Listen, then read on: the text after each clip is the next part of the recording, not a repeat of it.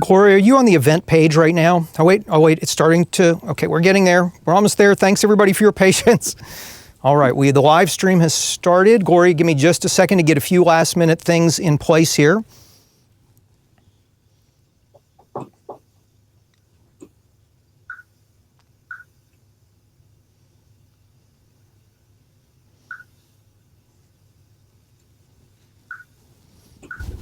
Okay, Gloria, I'm going to fade the slide in just a second, and then you'll be ready to roll. Okay.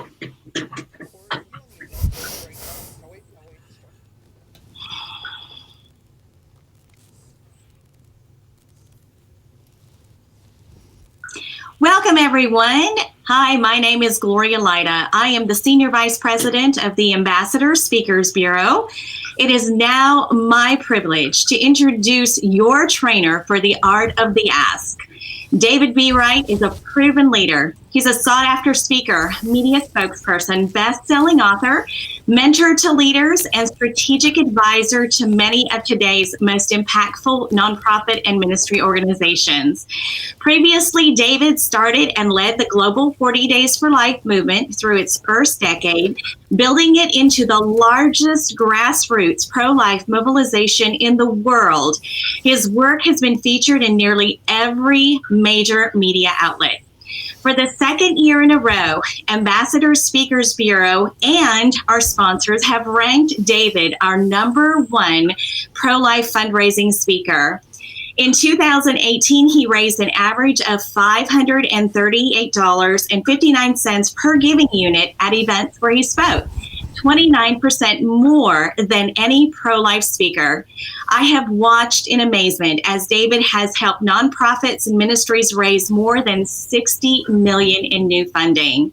David has delivered hundreds of financial appeals at major events, including fundraisers for local, regional, and national organizations, including Students for Life, Susan B. Anthony List, the Thomas More Society, NIFLA, and the March for Life, where last month he followed the Vice President of the United States. Since so many groups struggle with raising money at fundraising events, I've been asking David for a long time to conduct a free training to help many more organizations and those who speak at fundraising events. So I'm thrilled that his schedule finally allowed him to conduct today's masterclass entitled The Art of the Ask, where he'll teach you how to confidently deliver a winning financial appeal. So do yourself a favor and your organization a favor as well. Close your door, turn off your email and social media, put your phone on Do Not Disturb, and please welcome your trainer for the Art of the Ask, David B. Wright.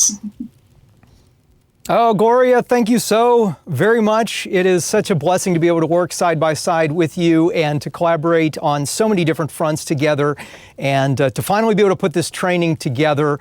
And I want to thank, I've been watching in the chat, we had a few little technical glitches that took us right up to the top of the hour, and it seems like everything is working well, but if not, let us know in the chat room and we'll try to address those things as quickly as we can. But to see so many both familiar faces that are coming through, as well as, let's see, those who are, refresh the page, the video isn't playing. Somebody's saying, I can't hear anything. If you can hear me, go ahead in the chat. If you can hear right now the sound of my voice, go ahead and give us a yes. I want to make sure that we're actually able to hear what's going on. And I just want to welcome all the people: Veronica, Vicky, Cullen, Stacy, Linda, Jill, Lisa, William Lyle, Terry Winship, Randy, Carolyn, Anna, Amy, Pete, and Steve, and so forth. Wow, okay. Somebody's saying 3 times over. I hope that doesn't mean you can hear my voice 3 times over. Okay, lots of yeses coming in. Thank you, thank you, thank you, everybody. Carla, everybody, Laura and Sue, for saying that you are able to hear. I was a little bit worried about that for just a moment there. So I'm going to go ahead and switch up our screen. It's going to take me a moment to get set up to be into training mode and to really dive into the content here. But I want you to kind of see what we're going to be doing together, because we're going to walk you step by step through a process that will help you to understand the art of the ask. What is an effective financial appeal? And then more importantly, how can you learn how to confidently deliver an effective financial appeal to maximize the income at your next fundraising event? So let me pull up my next screen here. And this is the view we're going to see through most of the training today. And I'm going to warn you ahead of time, this may be a little bit different than the way that you've seen presentations in training before, but this is a lot of how my brain works and how I organize thinking and how I convey it. And so hopefully it will make sense to you as we go along. The screen you see there to my, let's see, it's my left in terms of, it's the right on the screen, is what's called a mind map. And I use mind maps to brainstorm ideas, gather them, collect them into thoughts, and then structure them into a process. And this is what I use to convey an appeal myself. So I'm going to actually use this mind map as part of our training, but I'm going to switch over to the view where I'm able to see the mind map itself, and you're going to see as we go through how this all works together. Now, as we go through this, some of the things you're going to see, because I know the screen is small, especially if you're on a mobile device, or maybe you're on a tablet, or maybe the screen is minimized on your computer, some of these things may be a bit small, but don't worry, I'm going to tell you in just a moment how you're going to be able to get this entire mind map in an outline format that you can use as an implementation guide. So first off, just to build on what Gloria said, I want to welcome you to the Art of the Ask. I want to thank you for carving out time. You could have been doing a lot of other things, running your nonprofit organization, following the mission that your ministry calls you to, or doing the other things. If you're a speaker, you could be preparing for your next speaking engagement, but you've chosen to come here. And I want to do everything in my power to help make this a worthwhile investment on your time. I've been so excited about this because this is information that it took me 2 decades to learn. And to be able to take all this and package it up and convey it to you in a way that hopefully will bless many more nonprofits and ministries, the potential of what we can do together as a result of this information being shared is enormous. Now, I'm a person of faith. I'm a Christian. I know that the majority of people here, because I saw a lot of the names who registered, are also people of faith. But I also realize there are some people here, in fact, some of them who are my friends who are here live on this training, who are not people of faith. But just please understand, for me to both get my nerves in the right place, to make sure that I'm trying to be submitting to God's will in the midst of this, and also just to ask for blessing, I would ask your indulgence, if you're not a person of faith, that we start with a moment of prayer to lead into this time of training. So if you'll please bow with me if you feel so inclined. Heavenly Father, we thank you for the opportunity we have to gather. You tell us where 2 or more gather in your name that you are present in our midst, and we invite your presence here today. Knowing that we have 1,438 nonprofit and organization leaders and others, people who speak at fundraising events gathered here, we ask you to bless this time together. Give me the right information to share. Help this information to be received by willing and receptive hearts and minds. Help it to be applicable and practical, that people can put into action to advance their important work that is positively impacting the world around them. And I just ask that you hold the technology together, that you hold everything together, that you guide all of this process, and that through all of this, that you are glorified, you are blessed, and that your will is accomplished here on earth as we strive to renew the face of the earth and build your kingdom here on earth. We ask this all in the name of our Lord and Savior, Jesus Christ, in whose name we pray. Amen. Father, Son, Holy Spirit. So thank you again for indulging me if you're not a person of prayer, but let's go into a couple of housekeeping items. First off, some people have asked, what's going to be the approximate length of this training? As I went through putting the information together, it's probably about 70 to 80 minutes of training, and we will have time at the end where I will answer all the questions. I'll talk about that in just a moment. But if you haven't the ability to carve out 70 to 80 minutes, don't worry. Everything is being recorded, but that's about the amount of time it will probably take to walk through the process and the training of the Art of the Ask. Another thing is I ask in advance for your patience if we have any technical glitches as we work through live streaming video. So live streaming video is a blessing because it enables us to see each other. It enables you to see my presentation information and to see me, to hear my voice, and it enables us to share this training. But occasionally this is a technology that can have its glitches, whether it be through my internet connection, your internet connection, or just the gremlins that live in the electrons out there. So if you have any problems in advance, I'm just going to ask your patience. If you have a glitch where it freezes up or it stops for a second, just try restarting and refreshing your browser window, and many times that will fix the problems. If it doesn't, wait a minute or two and then try refreshing your browser again, and hopefully that will resolve it. If for any reason it doesn't, again, I beg your patience and forgiveness if we have any challenges, but we are recording this entire training, and if for anything, everything crashes and my power goes down and everything crashes, I will redo and record the training for you afterwards. But just a few housekeeping items before we dive in. Also, I see many of you very actively engaged in the chat right now. Michael and Mark and Sue and so many other people. It is absolutely great to see so many of you lining up here in the chat. And if you haven't already, go ahead and just log in. You can do it as a guest, or you can use one of your social media accounts to log in. Tell us your name, tell your location, the organization you're with, and what it does. And then feel free to join into the discussion.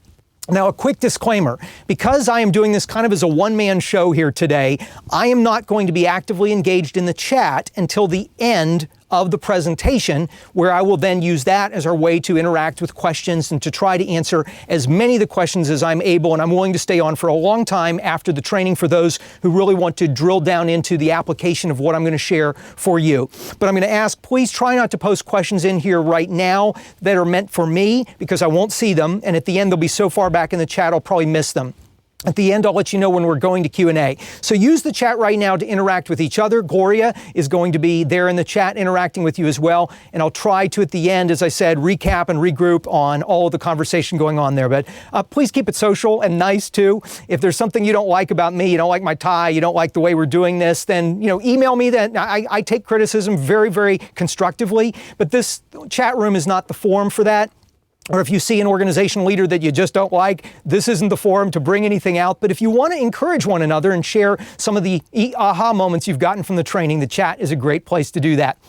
Next, it's not too late to spread the word. If there are people that are part of your organization, you say, oh my gosh, they would really benefit from this training, let them know they can still register at training.davidbereit.ask. That's training.davidbereit.com/ask. And you should be able to see that up on your screen. If you have any difficulties with that, it's the same link that you used to register for this event. You can go back to the email or the social media post where you learned about this, and you can invite others and they can join. Shoot out an email to some friends, post it on social media.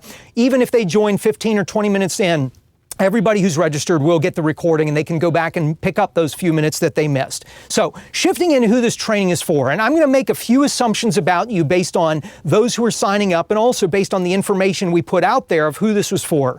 So the assumption is that you are either in one of two camps of people.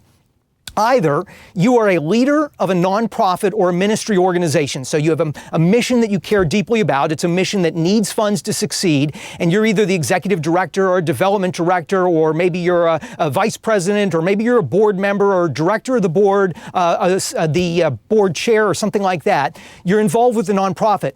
There's another group of people, though, who also this training is going to be optimized for, and that is those who speak at fundraising events. Many times that's what I'm doing, is going out and speaking for other organizations' fundraising events. And I saw in our chat a number of those who are in that category as well. And you'll see some familiar names of some of the speakers who are out there on the circuit speaking at banquets and galas and other events like that.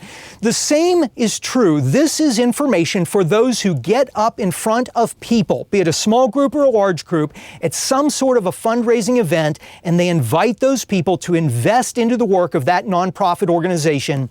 That's who this training is for. Now, the things we're going to be covering are exactly what you heard about in the emails and the webpage where you registered. We're going to first go through the why the ask is so crucial, and why mastering this ask is so important to advancing your mission. There's a wonderful Simon Sinek video called How Leaders Inspire Great Action. I'm going to make sure to put this in our resource guide after the fact. But that video talks about people don't care what you do or how you do it until they understand why. Until they understand the why and they understand your why, that's the point of connection. And for us, before we dive into the practical steps of delivering a successful financial appeal, we need to understand why it's so crucial, and that will be the undergirding, the foundation for everything we build upon. Then we're going to go into how to plan and prepare. So from this webcast, this training, until right before you get up to deliver your next financial appeal, that's this stage 2, how to plan, how to prepare for your winning ask. Then the third stage is then exactly what to say, what to do to maximize the donations from the moment you step in front of the microphone, step in front of the room, pick up the telephone for a teleconference, get on a live video event for a web event. That's what you do there. And as promised, I'm going to share one tip that was transformational for my delivering financial appeals. And this one tip has helped many organizations to double their donations. And I can't wait to share this with you. Some of you already know and use it, and we can help to refine it. Others, this one thing may be worth the 70, 80 minutes that we spend together today. Just this one tip will take me about 5 to 7 minutes to convey it. So that's what we're going to cover. By the time we're done, my hope, my intent, the entire reason I put this training together is I want you to be confident. I want you to be excited about delivering your next financial appeal. I used to be terrified. I used to be terrible at doing fundraising appeals, and I realized how crucial it is to master this skill. And I want to help you begin to move on that path of mastery. So it's your next fundraising event, your next financial appeal, even if it's tomorrow, I want you to be confident, excited, and I want you to be successful. And if you stay until the end, we are going to give you information on how you can get everything I'm sharing today and an implementation guide. It'll be a downloadable PDF. There's no cost to it whatsoever, just the free resources. I will ask a favor in exchange for it, but super simple. I'm just going to ask some feedback. But if you stay to the end, I'll tell you how you're going to be able to get this implementation guide and everything I share. I talk really fast, so I know trying to keep up with notes, it's probably going to be impossible. I'll share this entire mind map in an outline format. I'm going to give you the scripts for an effective financial appeal, all the tools that I use and other organizations use, and some additional recommended resources if you want to continue to build mastery in this area. So if you're with us, as Gloria said, turn off the phone, turn off the do not disturb, or put on the do not disturb mode on your device, and let's dive in, because this is what we're going to do by the time we're done together. So with that, here's the outline for our time together. We're going to go through my experiences very quickly of learning about mastering the skill of the ask, and then we're going to go into the why, the how. I'll then insert that bonus information about doubling the money, and then we'll go into the what to say and do, and then we'll wrap up and conclude the event. So that's our agenda for our time together. Let's start with my experiences to kind of give you the context to understand why I'm so passionate about this. Why am I willing to carve out time for 1,438 leaders to come together on an event, no cost, no catch? It's simply because I was so bad at this and I learned how important it was to get good at it, and I want to share that with you. So my experiences began with fear and failure. I was dismal at this, and I just want to be able to relate to maybe where some of you are at. I was asked in 1998 to join the board of a local nonprofit coalition organization. And when I was asked to join the board of that organization, I had no skills, no talent, never done fundraising. I'd never led anything, never served on a board, but everybody else said no, and I didn't say no fast enough, so I was asked to come onto the board. So this new organization started to put on a fundraising banquet. And so every year as they put on this banquet, they would have about 350 attendees that would show up at the banquet, pretty healthy response for a fundraising event, and they would raise somewhere between $33,000 and $37,000 in funding. And again, for some of you, that may be a huge amount of money. For others, you may scoff at that and say, that's insane. But in 1998, 1999, for a small local community-based organization, we thought that was fairly healthy. So then, in 2001, I'd been asked to serve as the chairman of the board, and that year I was asked to get up and deliver the appeal. So we had the fundraising event, and for days prior to that event, I was so scared. I could barely sleep at night. I was tossing and turning. I had no idea what to say, what to do. I was shaking in my boots. And when they introduced me to come up and give the appeal, I got up hoping for the best, but literally it was like I was just rolling the dice and hoping everything would work out. And I think you can probably predict how things went. It was a disaster, absolute disaster. Giving dropped that night 20% from the previous year to the lowest level that organization had ever seen. We raised $24,350, down from the $33,000 to $37,000 we'd raised other years. And I saw in the eyes of the staff at the end of that event, when the numbers were tallied up, they were worried. They were worried if the organization would be around. Would they get their paychecks 3 months, 6 months down the road? And the entire mission of that organization was at risk. And I have to tell you, that was the moment when I was so ready to quit all this fundraising and nonprofit stuff. It was my hitting rock bottom. And then, to add insult to injury, a few weeks later, I was invited to another group's fundraiser in our local community. And as bad as we thought that I had done, I couldn't believe how much worse it was at this group's event. So we got to the event, and they had a meal, a dinner. It was a decent meal, buffet lines, and they had a speaker, and then they talked a little bit about what they did as an organization. And then the director got up and said, "Thank you very much for coming. Good night." And that was the end. They didn't even ask people at a fundraising event to donate. Well, fortunately, there was a pastor in the room, and he ran up to the front of the room and he said, "Hey, wait, before you walk out," and people were getting up from their table, he said, "Before you walk out, please, if you're able to help this organization, Give the ushers as you go out the door, give them a check, give them some cash, they'll get some baskets or bags, they'll collect the money. But they didn't even ask people for money, and I realized that entire organization's next year was in jeopardy because they didn't do an ask, and that pastor was barely able to even salvage that event. So here I was, having felt that I was doing bad, I saw somebody else was doing it worse, and I realized this is a problem all over the place. And then, to add salt into an open wound, it was a few weeks after that I started to feel this profound calling from God that I was supposed to quit my job in the pharmaceutical industry, a very good paying job with a company car and benefits, and leap out of that to go run that nonprofit organization whose banquet I had just butchered the appeal on. And I realized that if I was to make that leap, if I was to ask my family's livelihood to depend upon my being involved in this organization versus in the business world, this was a skill, having to ask people for money. I had to learn how to master it, or this mission would be short-lived and I would take it down in flames. So at that point, I started to have some ask breakthroughs. I did quit my job and I did go run that organization. And taking my professional skills, I said, the ask is so important. That 12 to 14 minutes at the end of a fundraising event is so important. I've got to work on this. I've got to develop the skill. It's not a skill I know. It's not something that's natural. So I started reading what people were recommending. I started taking experience from my sales and business background. And that next year, from our dismal $24,000 banquet, the next year when I got up to do the ask, we raised $64,150. So we made enormous strides forward just because I decided to focus on the ask and invest the time to learn how to do a better job of it. And then over the next 2 years, continuing to do that same banquet, I continued to do the ask. We grew it to $80,000 from that same exact fundraising event, the same exact group of people coming. But then I had an experience that changed the game because I was trying to develop this skill, and I was asked to go speak for an organization just outside of Philadelphia in Chester County, Pennsylvania, called Chester County Women's Services. And at the time, the director there was a lady named Karen Pennell, a dear friend. I just saw her in DC a few weeks ago. But Karen, the night before the event, I got to town and she said, David, tomorrow at our event, we want to do a few things different. We want to do a new type of ask. We're going to just make a few tweaks that should only add about 5 minutes to the program. We're going to change up the way we do the response cards, and we want you to do this, and we've actually written this out as a script. I didn't think it would work. I thought her idea was crazy. I thought it was going to backfire, but it was their event. I was there to speak and to do the ask for them. So I'd never done this type of ask before, and I gave my keynote and was able to do that without relying heavily on notes. But when it came time to do this ask and the tweaks to it, I literally read this outline out loud and followed these step-by-step instructions, and they doubled their income.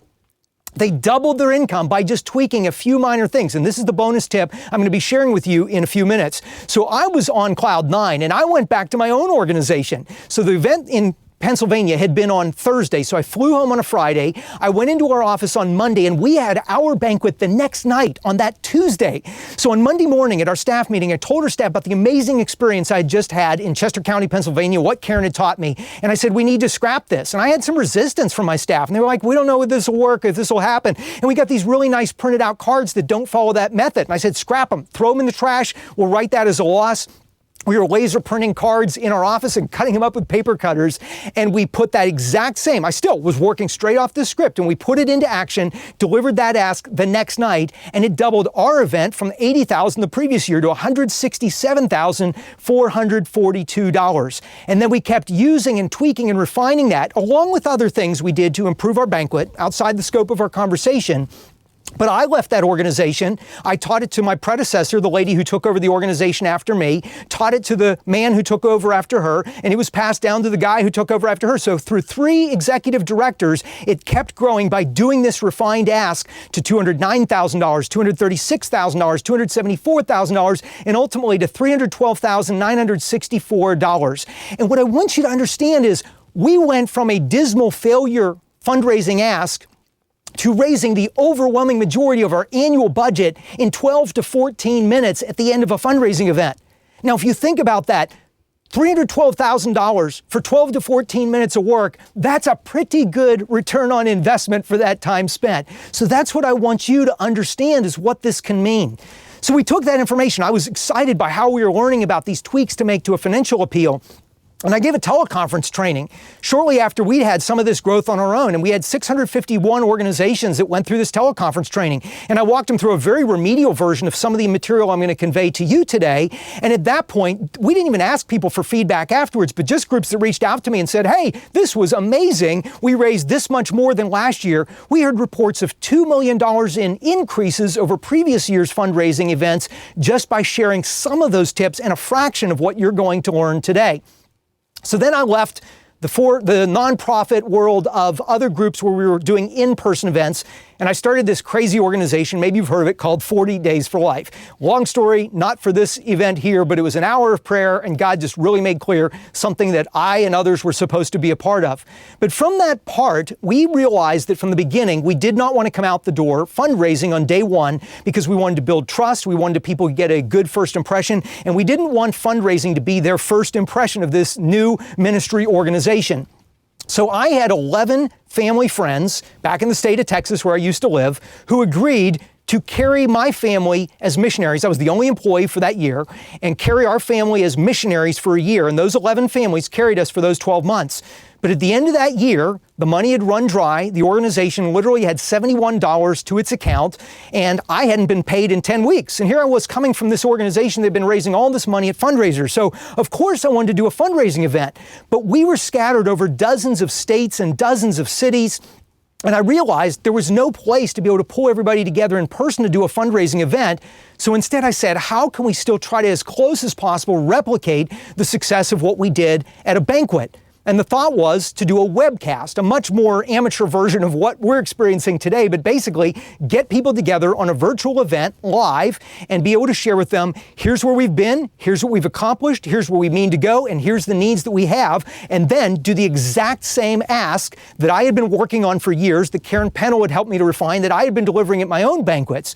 And from a point of $71 to the organization's name, after doing that first webcast, we raised $151,000 in one event, and then continue to grow it. We ended up doing those events twice a year. They were so successful. And by the time I left 40 Days for Life, a little over 2 years ago, we were raising consistently $350,000, $400,000 and more on these online events, because it was no different than what you do at an in-person banquet, gala, golf tournament, walk. It was gathering people together, sharing your mission, your passion, and then walking them through a very specific fundraising ask. And we were able, through that, using just a technology means, which again, that's outside of the scope of this conversation, but to raise the vast majority of our budget in just 12 to 14 minutes. That's the power of an incredibly effective ask.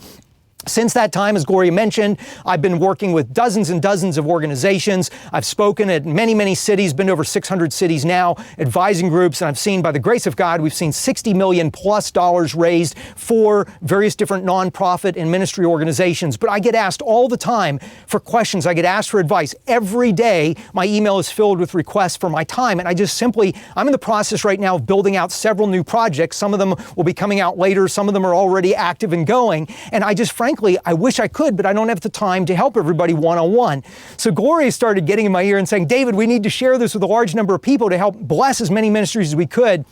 And I realized I had an obligation here to pay it forward, or as we're told in the Gospel of Luke, for Christians, to whom much is given, much is required. So that's why we're having this training. And what I want you to think about is what this will look like for you when the next time you have a fundraising event, you're not losing sleep, you're not fearful, you're not worried, you're confident because you know what to say, you know how to do it, you know everything to do to plan for it. And when you get up in front of people, you are confident, you're effective, people give generously, and after the event, they're thanking you for inviting them to be a part of this incredible work and the impact that it is having on the world. That is what this will be like as you continue to grow and develop and work on mastering the ask. So with that, let's go into the why. Let's dive into our 3 core pieces of content, why the ask itself is so crucial to what you do.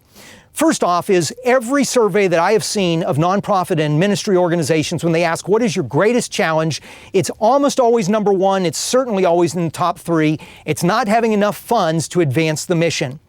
And I've come to realize you can't change the world if you can't keep your lights on. So we need funds to advance the work that we have been called to do or the work that we have embraced and taken on. But to raise funds, We have to ask people. They aren't going to just magically pour into our coffers. I had one event that changed my entire attitude about this, and I'm going to be completely honest. When I was in the for-profit world, I was still am very entrepreneurial. I like to start, I like to build things. I love free enterprise. I love the opportunity to go serve people and be rewarded for that. And when I was thinking about leaving my job in the business world to go into nonprofit work, I was a little bit worried because I thought, I'm going to be begging people. I'm going to be asking people to give money so that my family can survive. I'm going to be living off of charity. And I went and met with the board chairman of the group that I was considering leading and taking on as the executive director. His name was Royal Benson, an obstetrician gynecologist. He since has passed away, but an amazing man and a tremendous mentor in my life. And I was telling Royal, I'm worried about this. I'm worried about asking people to fund me and the work that I'm doing. He said, David, I'm going to change your mentality. He said, right over in the corner of my office, what is that big machine? And I looked over and I said, well, that's a copy machine. He said, that's right. He said, when that copy machine breaks down, do you think I, as a trained obstetrician gynecologist, have a clue how to fix it? And I laughed. I said, probably not. He said, so what do I do? I said, you call the professional. You call the copier repair guy. He comes in, he fixes your copier. He says, yep. And he says, and I pay him for that service. He said, I pay the professional to do the job that I need to have done, that I don't have the time or the expertise to master that skill. I pay the professional to do it for me. He said, in the same way, I want the mission of this nonprofit organization to be accomplished. I don't have the time, I don't have the skills, I don't have the know-how, but I and others want to hire you and a team, and we want to invest in this work because you are the one that we are sending forth to accomplish this mission. You are, in a sense, our copier repairman. And that's a mentality I want you to have. If you have any issue or any hang-up about asking people to give, there are different people. Some are goers, and some are senders, and invite people to play the role that God has asked them to play, and you do the role that you are called to play. A quote that I love from Pat Riley back when he was coach of the Los Angeles Lakers, and this is very important for understanding the ask in the context of a fundraising event. He said, the main thing to remember is to keep the main thing, the main thing. I love that quote. The main thing to remember is to keep the main thing, the main thing. So if you're having a fundraising event, you're investing all the time, all the effort, you're sending things out in the mail, you're calling people, you're trying to get people there, you're having an event, you're having decorations, maybe you're having food, whatever it is, you've gone to all this trouble. The entire event is about fundraising. Those people are coming knowing that they are going to be asked to invest into your mission. And all you have to do is tell them what the mission is, why it's important, what's needed, and then let them know how they can help. I was just a few days ago on a conference call with some people who were putting together a fundraising event. And they had their run of show, and they had it down to the minute. And I looked at the bottom of the schedule. I'm emceeing this event, and they had 3 minutes allotted to the ask, and they were going to just ask a random donor to get up and say, here's why you should give. And that person was not coached on how to do this. And I said to the event organizers, if this is the whole reason you're renting a ballroom, you're paying for a dinner, you're inviting people, they've gotten babysitters, they want to know what's needed, they want to know how they can help, they want this mission to succeed, make that the priority, that is the main thing. So we've got to remember, the main thing is the main thing and always keep it the main thing. Also, to reiterate the point I made in my own experiences, I'm going to recommend that you carve out in any major fundraising event 12 to 14 minutes for your financial ask. 12 to 14 minutes can raise the majority of many organizations' budget, or for some groups, maybe not the majority, but a large chunk of income to help your mission succeed. And if you do that well, if you master what to do in those 12 to 14 minutes, you don't have to sweat about it the rest of the year. You don't have to be stressing about fundraising throughout the rest of the year. So don't shortchange the ask. This is such a crucially important part of your fundraising. The next thing, and this was a profound epiphany for me, I came from the business world, how you deliver the ask. People are going to be assessing you, and they're going to be assessing your commitment to your mission. And if you deliver a confident ask, they're going to believe that you're confident and capable of carrying out that mission. If it's a mealy-mouthed, apologetic ask, they're going to say, this person doesn't even believe in what they're telling me. Why would I invest in it? So this first came to light to me in a book, and I'm going to recommend this. I'll have it in the resource guide after this training, called Presenting to Win by a guy named Jerry Weissman. And Jerry was a former 60 Minutes communications guy, and he started to go out and coach businesses that were getting ready to go public and do their what they call IPO roadshow, initial public offering roadshow, and coach them on how to convey their message and tell their story to encourage people to invest in their company, whether it was venture capitalists or angel investors or big funds or things like that. So in this book, one of the things that Jerry Weissman talks about is effective management. If you're trying to convey to people that we can carry this mission from where we are to where we're going, then you have to lead people through the process of inviting them to be a part of that mission effectively. That's effective management. And if you can effectively guide your audience to move from point A, where they are right now, interested, but not as informed about your mission, to where they're passionate and they want to invest in it, they will gain confidence that you can accomplish the mission that their dollars are going to contribute to. So you're going to want to think about, I'm here to move the audience from where they are to where they want to be, not where I want them to be. And we have to help them to understand our mission. We have to help them to believe that this is going to have an impact, and then we have to invite them to act. We have to invite them to act, and that effective management gives confidence to people to invest in your work. So do not be timid about inviting people to invest in your work. And then just a couple quick thoughts, the last part of the why.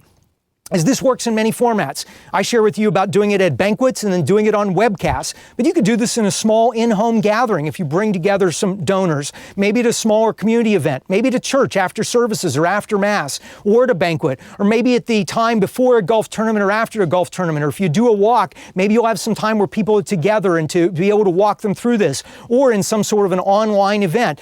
Whatever the format is, the strategy, the principles stay the same. There's an old saying I love: tactics always change, principles never do. Wait, tactics are many. Okay, let me get this right. I hadn't written this one down. Tactics are many, principles are few. Tactics always change, principles never do. There you go. So the principle of an effective fundraising appeal works regardless of the venue in which you deliver it. And the last thing is, though this event, this training is geared into teaching you how to ask people to give at a fundraising event, this will also spill over in your thinking in the way you approach, whether it's direct mail or telemarketing or inviting people one-on-one to invest in your work. This is not directly applicable, but there's a lot of what you're doing here that will spill over and help you to be more effective at every way you ask. So that wraps up the why. And I hope with that why, the understanding of how important this is, that it will prepare you to say, okay, I'm going to commit. Whenever my next fundraising event, I'm going to commit to grow in this area, to strive for mastery in this area because it is so mission critical. And now the next step is, how do we, from the end of this training until that event, how do we plan and prepare for it? And I'll walk you through a few steps here. The first thing is understanding a few fundamentals. I'm going to take a quick swig of water. As I said, a friend of mine who used to transcribe a lot of events that I did, she said, David, from when you start an event to when you end, you're one run-on sentence. You never pause, you never take a breath, you never stop. So I'm going to stop for a second, take a quick drink of water, but also I know I'm going fast. You'll get all of this, you'll get the replay, and you're going to get this entire outline afterwards. We'll tell you how to get it. Just do one simple little 5-minute favor, and you'll get all the outlines and all the additional materials I'm talking about. So give me just a second here. So hey, let me just glance down in the chat. If you've gotten anything out of where we've gone thus far, if there's anything that you've seen that has been of value or you're encouraged or excited, go ahead in the chat. Just tell me one thing you're excited about from what you've learned, and I'll try to glance down. Oh my gosh, this is just going crazy. I didn't realize how many people were in the chat. So if you're getting something out of this, just go ahead and post that in the chat. All right, so going back to the how. How do we prepare? First, the fundamentals. Stephen Covey in the 7 Habits of Highly Effective People described beginning with the end in mind. We need to remember that a fundraising event is about raising funds so that your mission can be accomplished. And if you have a budget, you know what you need to raise for your organization, and you know what that event is supposed to do, that is where you start, and then you build backwards so that everything of your event leads up to that appeal, to the ask. So build your event backwards. The first piece you put into your schedule is the ask, and then you work everything backwards from there. I don't care if you've got a speaker that you're paying thousands upon thousands or tens of thousands of dollars to bring in. That is not as important as your appeal. So if you cut 5 minutes from their time to make sure that you give the space and the time for your appeal, it's crucial to your mission that you do this right. This is beginning with the end in mind.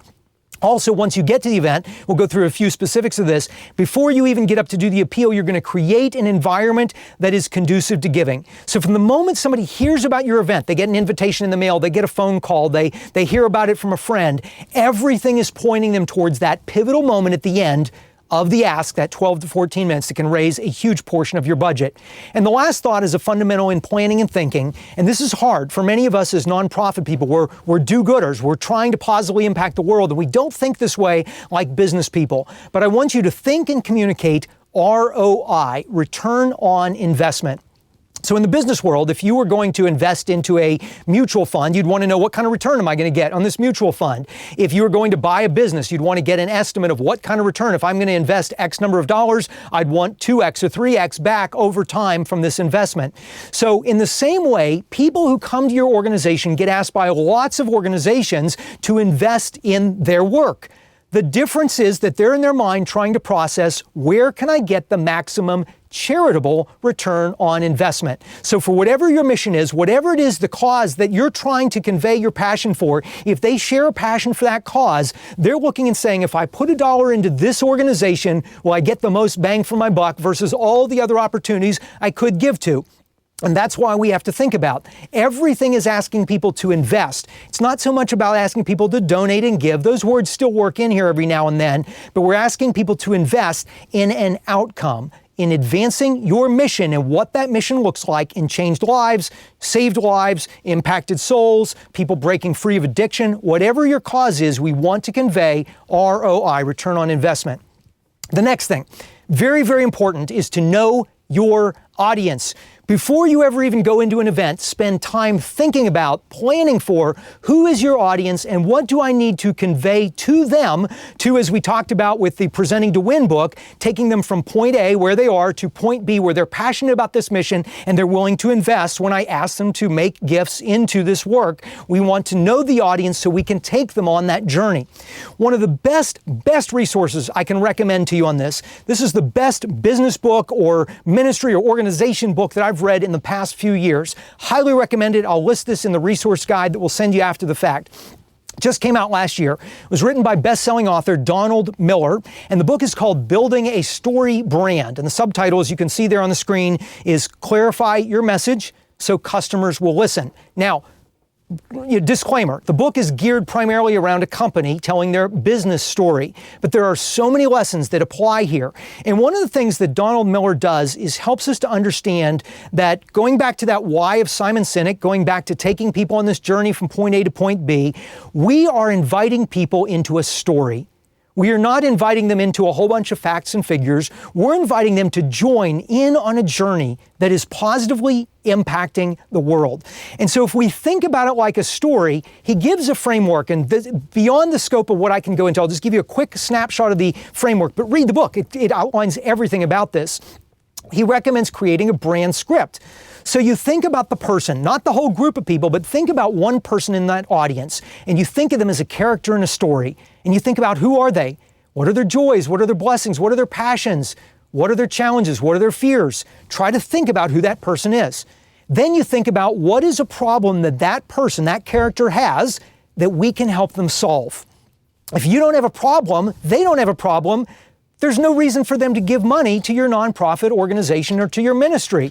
You solve some sort of problem, so you have to identify that problem and make sure it's a problem that your character, the person in attendance at your fundraising event, has. Then, and this was one of the big transformations for me once I realized this, then as part of the story, that person who has a problem is going to meet a guide, and that's you. You are not the hero of the story. Sometimes we think we're out there saving the world, changing the world with our nonprofits, with our ministries. And yes, you are. And thank you for that. But in the context of that prospective donor, that person wants to be the hero of their own story. And so you come alongside. You're not trying to be Luke Skywalker in the Star Wars story to go and save the Death Star and become a Jedi Knight. You're instead trying to be Yoda, the Jedi Master, who comes alongside Luke and who guides him in becoming the hero to the story. So that's a very important distinction. The book goes into this in more detail, but that's very important as we try to think through our audience. Then, once you think of who the person is, the problem they have, they meet a guide. That guide is going to give them a plan that is a solution to their problem.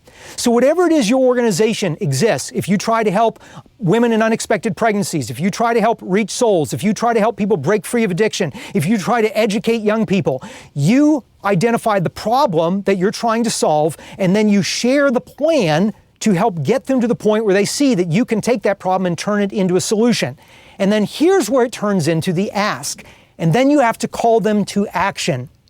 You think about that moment when Obi-Wan Kenobi told young Luke Skywalker, come with me. We're going to go, and we're going to go to the cantina in Tatooine, and we're going to then go, and we're going to get the Millennium Falcon, and we're going to go, and we're going to try to save a princess. We're going to destroy the Death Star. That was a call to action. And because Luke had this moment where his aunt and uncle, you can tell I'm a Star Wars geek here. I actually keep on my desk here, I shouldn't even show you this, so my little Darth Vader M&M collector, so I can have a reminder of my Star Wars fanaticism. But sorry, going back, Ben Kenobi called them to action, invited Luke to go on this mission, and as a result, that mission ended in success. The Death Star was destroyed. Luke got the princess until he found out it was his sister. They had the big awards ceremony. Everybody was happy, and it helped them to avoid failure when the Death Star was about to blow up the planet of the moon of Yavin, where the rebel base was. It helped them to avoid that failure, and in the process, Luke went in through a transformation of being a scared, timid person who didn't know what to do, a farmer on Tatooine, to being a confident Jedi Knight who saved the galaxy. Now you may say, David, okay, how does this apply to a nonprofit? How does this apply to our ask? It applies 100%, because if you think of that person in the audience of your fundraising event as that character, what is the problem your mission solves? Help them understand that problem. You come alongside as the guide and you share with them the plan to solve that problem. And then in your ask, you call them to action and help them to see that their investment in your work is going to result in success of your mission and avoid the failure of the pain that would happen if your organization and your mission didn't exist. And in the process, that donor gains confidence, that donor gains joy, they gain fulfillment and meaning because of supporting your work. Now, just to show you how this works and to show how important this is exactly how I approach this training that we are going through today. I'm thinking about, I feel a calling to pay it forward to train other nonprofit leaders how to do an effective fundraising ask. So I started to think about, who is that character? It's somebody like I was, probably who's a little bit fearful or timid, or who's had some failings in their nonprofit fundraising asks before, or maybe they've never done it, but it's somebody who just doesn't know what to do or how to do it. So the problem is they've got a mission. You've got something you want to accomplish, it requires funds, and you need somebody to tell you how to go from wanting and needing those funds to accomplish your mission and not knowing how to do it. Somebody to give you a plan and to be your guide, and hopefully through this training, I'm serving in that purpose. And I'm walking you through the steps of a plan, and at the end, I'm going to call you to action. I'm going to invite you to put this into action at your next fundraising event. And my hope is you have smashing success, you break fundraising records, and it avoids the ongoing having to stress and be worried about fundraising the rest of the year, and it helps you avoid failure.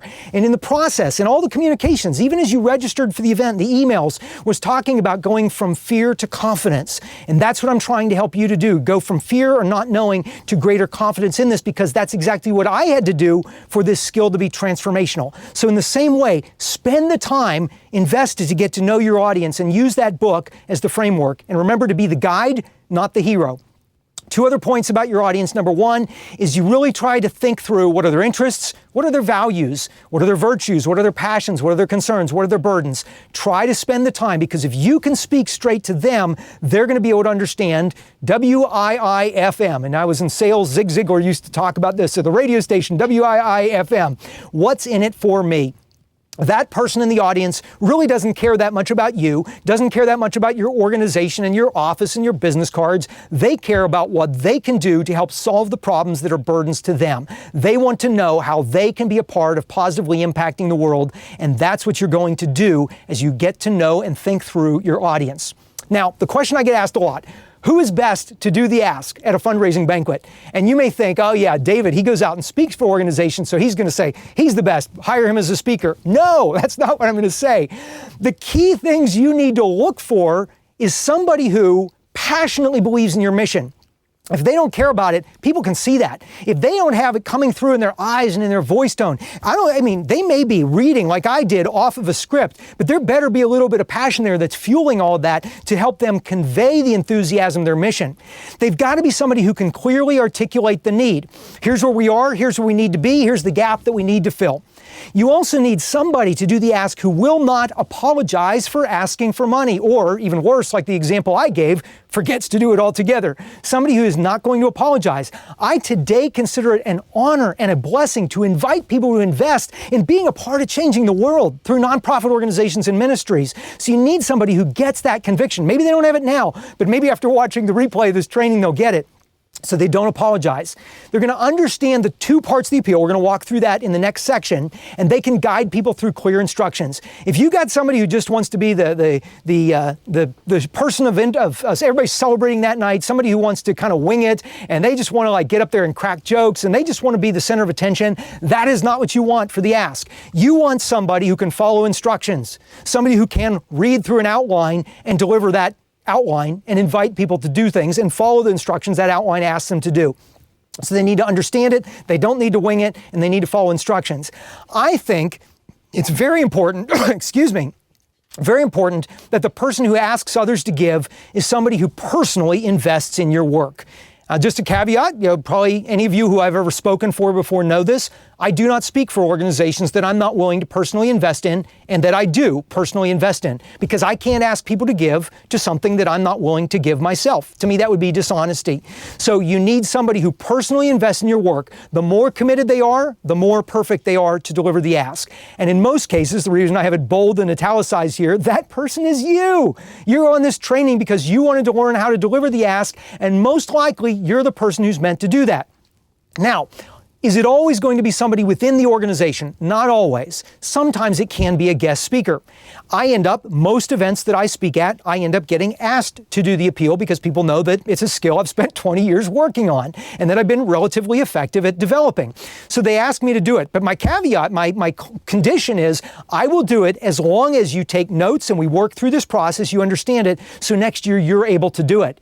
Because if your appeal depends upon me or any speaker who's coming in, they may do an amazing job. There are people on this training in the chat room I saw who are great at asking for funds, and they raise a lot of money for groups. And if you have them in to speak and they do a great job and then they go and head off on an airplane and next year the speaker bombs, your entire mission could be at risk. You really want over time to master this skill in-house and to be able to do it where you control the circumstances rather than always relying on a guest speaker. So again, it's very important to choose the right person. A few keys. Let me take another quick sip of water. These are just broad overview things. Keep it simple. When I was in sales, they called it KISS, keep it simple, stupid. I didn't like that. I thought that was kind of mean. So keep it simple, sweetheart. We'll go with that. But you want your ask to be very simple. You are walking people step by step from point A to point B, and you're taking them on this road, and they're going to get to the destination no different than if a GPS was guiding them every single turn of the way. Next, you need to be passionate. I hope that's come through loud and clear throughout this, but you need to have some passion as you deliver the ask for people to know that you really believe in this. Third, that effective management we talked about earlier, you've got to give people very clear direction, step by step. Give some space, give some time, allow them to follow the instructions, and then allow people to respond. Sometimes this gets so rushed and we're just trying to get through it really quickly, and no, people are going to get ready to go and they're going to want to go get their babysitters. Give people some space and some time. Give them a little silence. If you're a faith-based organization, give them some time to pray and then allow them to respond. Okay, next, preparation. A few of the things that are important. First off, prepare your outline and your script. And we're going to walk through an exact script on this training. That's going to be the last section that we go through together. And we're going to go through this, and then we'll send you the outline afterwards in the implementation guide when you fill out my one little 5-minute favor afterwards. But then practice it. Once you customize it and you fill it out, practice, practice, practice. Get up and practice it out loud in front of other people, and also prepare whatever response tools you're going to be using. The appeal cards that you use, what those look like, and I'll send you some sample versions of that I would recommend. The envelopes that you use, I recommend a small envelope for the small card and a large envelope to collect them at the table in most events. Pens for people to write their response down. If they can't write it down, they may walk out and forget to do it. And then whatever your collection process is. So just getting those ducks in a row. And then once you do that, when you get to the event, you're thinking about the environment of beginning with the end in mind. I want people at the end to be ready and excited about the ask. Create that environment that prepares them for that. Throughout the event, if you're a faith-based organization, be very prayerful. Be very open to where the Holy Spirit is moving. Be very purposeful. Every step of your event should be pointing people towards the fundraising ask. Be very positive. People could turn on the news if they want to get depressed or walk down the grocery store aisle and look at the tabloid covers. You're there to share hope with people. You're there to tell people that you can be a part of doing something to positively impact the world. And that then conveys to the next P, which is passionate. Share with passion that they can do that and be persuasive. You're taking people on this managed expectation process through a journey to get to where they are inclined to invest into your work. Get out and mingle with people before the ask. If you're worried about PowerPoint slides, if you're worried about the lighting, if you're worried about the caterers, that's a mistake. You want to get out and mingle with people because it's through those relationships they'll get to know, like, and trust you and want to invest in your work. Also, creating the environment means that throughout the event, you're letting people know this is a fundraising event. You're going to have opportunities to give tonight, from the opening announcement of the event until right before the appeal, and then you walk them right through it. You tell them what you're going to do, then you do it, and they're happy because they did exactly what you asked them to do. And last thing is, creating that environment is assume nothing. And I see a lot of groups, as I've been to hundreds and hundreds of fundraising events, a lot of groups make assumptions. They assume, oh, these people know us. They know our story. They know our mission. They know what we do. And they just kind of get up and go through the motions, and they think the guest speaker is the main event. It's not. The main event is your story, your event, your organization, and you invite people to come along and that to become their story. So tell your organization founding story if that's appropriate. Articulate what your mission is, why it's needed, the problem that you solve, and tell them what you do and the results that you've had. And then also, if you want people to give more than they've given before, share a vision of where you're going that's bigger than where you've been. They'll want to step up if they know it's going to make a bigger difference than what's happened before. So give people then easy ways to be a part of moving towards that bigger and better future. So that's the how to plan and prepare. And in the implementation guide, we'll have that all delineated for you. And now let me quickly give the 5-minute transition into the bonus tip. And then we're going to walk through the actual script of what to say and do before we then wrap and get into questions. We're doing pretty good on time. I may run about 5 minutes more. I think I said 70 to 80 minutes. We may still be on track for that. But the double the money, the transition, let me take a swig here because this is so good. This 5 minutes I'm sharing with you, if you've never heard this, if you've never implemented this before, this could be a game changer for your organization. All right. How's the chat doing? Is everybody having fun in the chat? All right. Wow. Okay. Oh gosh, there's so many fun things. I'm going to come back into the chat and get into the questions later. I said I wouldn't do this. It's tempting. There's so many people having so many good conversations, but keep on posting what you're excited about or share the aha moments so that you can encourage one another in the process of this. Let me dive into the bonus. All right. Double the money by double dipping. What on earth am I talking about? Many of you may remember the classic Seinfeld episode where George Costanza is at a party and he walks over with a chip, he dips it in the dip, takes a bite, and then he dips the chip again and takes another bite. And if you've seen the episode, you remember this. A young man walks over to him with an indignant look on his face and he says, "What on earth are you doing?" And George says, "I don't know. What are you talking about?" He said, "You just double dipped."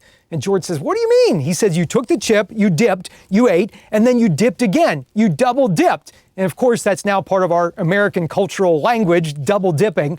But George kind of laughs and the guy says, "You shouldn't do that." And George says, "I'm going to dip the way I want to dip. You dip the way you want to dip." And he dips twice while eating it. And then they break out into a fight in this party. Now, I am not encouraging that kind of double dipping with the food at your event. And I'm not talking about a double dip that causes people to get upset. What I learned from Karen Pennell at Chester County Women's Services years ago was that we need to double dip in the way we ask people for money. We need to ask them first for a one-time gift, and we need to allow them to respond. And then we need to dip the second time, and we need to ask them for an ongoing pledge of monthly support or quarterly support. Each of these are two distinct pieces, a two-step or two-tier appeal, all within the ask. This is what adds about 5 minutes, and the one tweak is simply walking people through. And even what Karen did, and what I do in most situations where I am carrying out the appeal, is have two distinct response cards. A card for the one-time gifts. We go through a short appeal around that. We allow people to fill it out, pray, respond, and then we have a second card for the ongoing pledge. They pray through and follow through on filling that out, and they turn that in. As I shared earlier, that information I learned from Karen, I went home and applied to my organization. Her organization doubled its income. We doubled our income, and we kept using it year after year after year. And as you saw, the numbers just kept going up and up and up. And then even as I used that exact same two-step appeal, the double dip on webcasts, events, online events, it continued to grow every single year. And I've since taught hundreds of other organizations that one little tweak. Now, let me tell you why that's effective, but then I'm going to take you through in the what to say and do, exactly how to implement this. Why is it so effective to split this into two different decisions? Well, there's an old Russian proverb that says, if you chase two rabbits, you will not catch either one. And that's very true here. Think about the typical fundraising event. You get a response card of some sort. And on that card, there's sometimes, fill out your contact information. Write in here if you want to volunteer. Check off which programs you're interested in. Right here if you want to sponsor a table next year. Tell us how much you want to give as a one-time gift. Tell us how much you want to give as a monthly pledge. And it just goes on. And what it reminds me of is going back to my college days and taking a test on a Scantron, one of those fill-in-the-bubble tests. And what were those bubbles for? It was a multiple choice where you were picking one of those options, not all of them, and not most of them. We were picking one. And if we try to ask people for many things at once, they're going to be like that person chasing two rabbits, catching neither one. Many times they will not make both decisions, and sometimes they won't even make one of the decisions. So by splitting this into two separate parts of the ask, it simplifies the decision making. It's part of that effective management of the process, and it allows the attendee, that character, to make one simple decision at a time. Am I going to give a one-time gift? Yes or no? Am I going to give a monthly gift? Yes or no? And many times, instead of it being either or, they do both and. That changes the game for many organizations. You're going to see it laid out in the script here. If your organization, if your ministry needs one-time gifts that are a huge shot in the arm at the banquet or at your gala or at your event, at your gathering, on your webcast, then ask people for that. But if you also need money 3 months, 6 months, 9 months from now so that you're not sweating your budget when those one-time gifts dry up, then ask people for both. They care about your mission. They want to know what your real needs are, and then you invite them to invest in what your real needs are so that they can be a part of that story to help achieve your mission. Will everyone do both? No, of course not. Will some? Yes, and sometimes many will do both. And even if they only do one or the other, I found many times they do more than they would have done if not given the opportunity to make these two individual decisions. So this adds about 5 minutes to your program. That's where it takes an appeal from 7 or 8 or 9 minutes up to about 12 to 14 minutes. But it can dramatically increase donations. I've seen groups double, I've seen groups triple their income at events by doing this. But even if it only increased it by 10% or 20%, just by this one 5-minute tweak, is that 5 minutes of time in your program worth it? I think the answer is pretty self-explanatory. So with that, let's dive in to the what to say and how to do it. We've gone through the why, we've gone through the how, what you need to do to plan and prepare. We've told you the structure of the two different asks. Now we're going to take you through an exact script and outline. Again, all of this will be in your implementation guide. So if it just right now, just grasp the concepts, take a few notes, any aha moments, but then you'll have the entirety of all of this, and you can go back and rewatch any of this if you want my explanation on any of these steps down the road. So first off, what are the steps of an ask? Just to kind of give you that 30,000-foot view, how we transition into it, and then we'll go into the two parts. I'm going to give you the exact script. I'm going to, as if I'm giving you a fundraising ask. I'm not raising any money here today, but I'm going to walk you exactly through it. So the steps are, first off, you being in front of people face to face. That's kind of an important step. Then throughout the event, you or somebody in your organization has shared your vision, your mission, your plan, the results of what you do. So that's all happening before the ask. If those things are done well, and that's outside of the scope of this training, if needed sometime, maybe I can do a training on those things, then you get to the point where you ask them for a one-time gift. You allow them to respond. You ask them for an ongoing pledge. You allow them to respond, and that is the exact flow of your ask. So what does this look like? Transitioning into it. Picture yourself at the last fundraising event. Many times you have a guest speaker, or maybe you have somebody giving a testimony right before the ask at the end. The transition is crucial because this is the moment that if there's too much lag, too much delay, people will start saying, oh no, we're getting towards the end. What about my babysitter? Or I've got to run, I've got my next meeting. This is where you have to manage people and keep them in their seats to take them through the final steps. This is what they're there for. This is what they want to do if they believe in your mission. So the moment the speaker or that testimonial is done right before the ask, you or the person giving the ask needs to move right up, be standing by the stage and jump on stage, run behind the lectern or run to the front of the room or be ready to jump on to the conference call or webcast at that moment. You don't want even a few seconds. If there's applause, a standing ovation for the testimonial of the speaker, that's great. You walk right up and you command the microphone or you command the platform or the front of the room so that as that applause dies down, you move right into the appeal, and you want to do it very confidently. Again, people are watching how you begin the ask to see if they are going to have confidence in your ability to execute on your mission. So move confidently into the appeal. So first is the one-time, then the ongoing pledge. Now the way I'm going to do this is I actually have the script, exactly this outline. I use an iPad when I go out and do events. Still to this day, anybody who's heard me, I just did, as Gloria mentioned, I did the ask at the end of the Rose Dinner following the March for Life, and Mike Pence warmed up the audience for my ask. It was the craziest, surreal moment from a guy who was a miserable failure at fundraising asks 20 years ago to where God has taken me today. But I used my iPad with this exact outline. I still follow the instructions. Could I possibly do this from memory by now? I've done it hundreds of times, possibly, but I don't want to leave anything to chance. So I would recommend as we go through this, I'm going to treat it as if we're going through the script live at an event. Occasionally I'll pause and say, I'm going to step back for a second and explain what I mean here, why I'm doing this, and then we'll dive back in. This will take 12 to 14 minutes to walk through these two pieces, the one-time and the ongoing pledges, and then we'll wrap up. So again, as I go through this, there will be some things when you get this script, I'm going to send it to you afterwards. When you get this script, I want you to customize, tweak it, but literally maybe 5% is all you need to change. And then don't be afraid to print it out. Don't be afraid if you use an iPad or whatever, a laptop, just put it in front of you and walk people through it. It's simple, step by step. So let's dive into the one-time ask. So imagine that I've just run up on stage following a speaker at an event, and this is exactly what I'm going to say. Well, this brings us to the most important time of our event. And here at this event, you have two opportunities, as we've told you throughout this event, to invest into this work and to further this important mission. So I'm going to ask you to please, for this last few minutes, we're near the end of our event, to please remain seated. If your bladder's about to explode, you only have a few more minutes to hold on. Please, if at all possible, remain seated. And I'd like to make sure that we maintain a prayerful and reflective atmosphere so this can be a holy time between you and God to ask Him what He wants you to do. Now, stepping back for a second, again, keeping in mind, I, as a person of faith, am frequently speaking at faith-based organizations. So there are a few things here that if you are not a faith-based organization, you're not a person of faith, you can take out and adjust those few minor things. But I just want you to understand this is how I do it, and this is how I've trained hundreds of other organizations to do this as well. I'm getting back in. It's a holy time between you and God. Please remain seated. I'm honored. I'm excited to do this portion of our event because this is an opportunity for each of us to take everything we've heard about and to put our faith into action, to take the convictions that are in our head right now and move them to our heart and allow them to move to our hands and to our feet.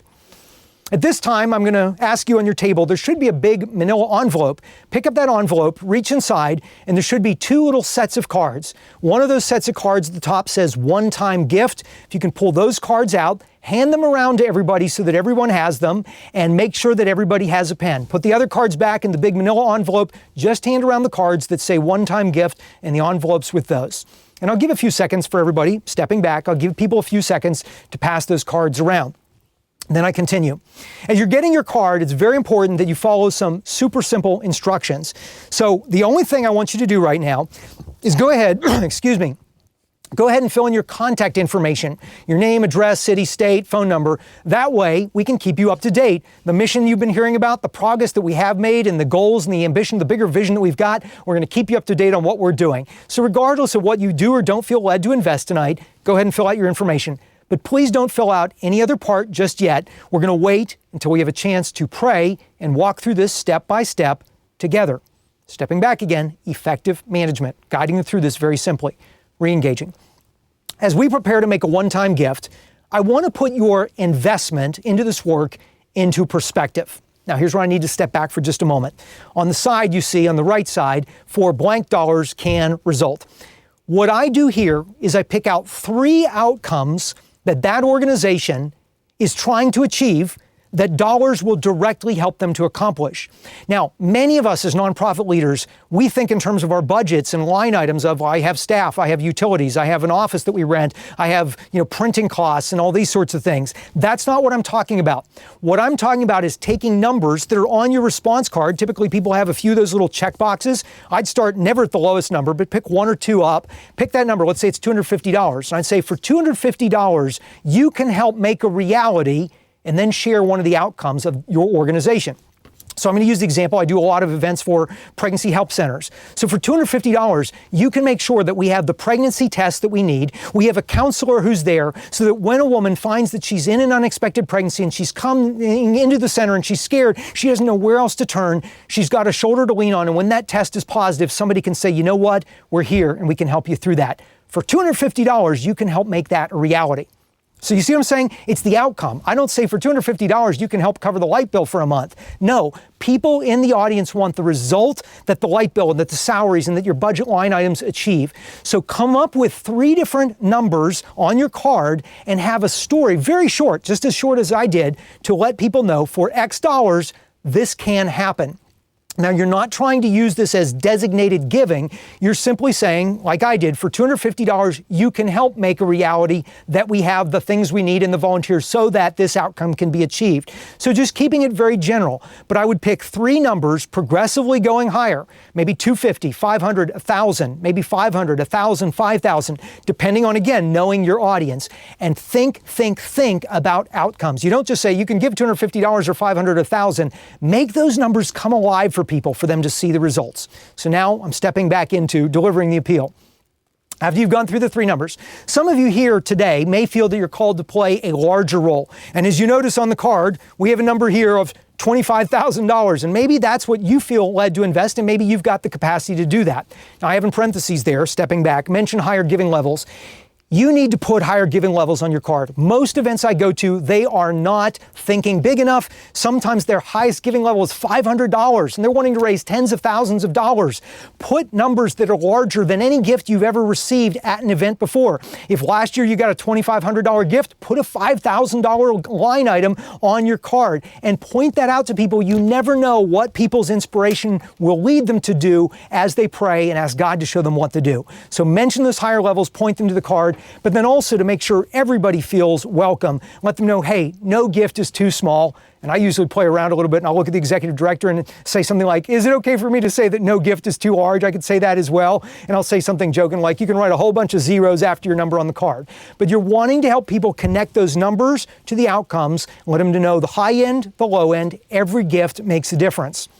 Then again, going back to the result that you just said, your investment as a one-time gift will determine how many lives will be saved, how many hearts will be impacted, how many students can be transformed through our after-school programs, how many people we can help out of addiction, how many new wells that we can put in Africa to tap into clean drinking water. So again, come up with 3. They may be very similarly tied to ones you just did.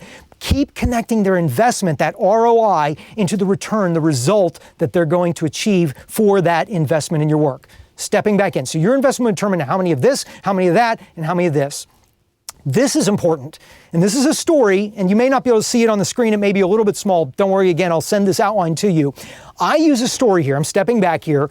You're going to need to personalize this. You're not going to use the exact same story because this was something that happened in my life, but I bet you can come up with something very, very similar. So here's my story, and then think about how could I slightly modify this to accomplish the same thing. And the thing I'm trying to accomplish in this story is people coming in with a predetermined number that's usually a relatively low number, and just trying to help them wipe that number off and think bigger. That's what I'm trying to accomplish. So let's go into the story. Before we respond on this card, can I admit something a bit embarrassing to you? My wife and I used to come to fundraising events like this, and on the way there, on the drive, we'd have a little conversation in the car about how much are we going to give. And usually we'd come up with some really low number, maybe like $15 or $20. And I'm embarrassed to tell you that because effectively we were trying to determine ahead of time what we were going to do, and we were shutting God out of the decision. We're trying to put him in our little bitty human-sized box, and we weren't even open to the messages that he wanted to share during the event, the testimonials, and to pray and ask him to show us what he wanted us to do. I'm embarrassed that I used to do this. If any of you, I know this probably doesn't relate to many of you, but if any of you tonight came here with a predetermined mind, a number in your head, I'm going to ask that when we pray that we don't put God in a box, that we pray and ask God to get a big eraser and erase that number that we wrote and ask instead for him to write the number and let us know what he would ask us to invest. So I think you see the psychology of this, and this was a very real, true experience I had. don't use my experience, but come up with a story that accomplishes the same thing, telling people to think bigger and to entrust their decision, if you're a faith-based organization, to God, or if you're not a faith-based organization, to the time that they have to reflect on their investment into your work, okay? So that one, again, work on that. That's going to take a little bit of work to customize that to you, but very little. And then, if this is true, this event is already paid for. 100% of what you invest today goes straight to our mission. That's if your event is underwritten ahead of time. And also, let them know if their gift is tax deductible. Not everybody is. Some 501c4s and other groups are not tax deductible. But for most of us, I know that this is a tax deductible gift. Let them know. Many times that will be a big decision maker on the amount for many of the people who come.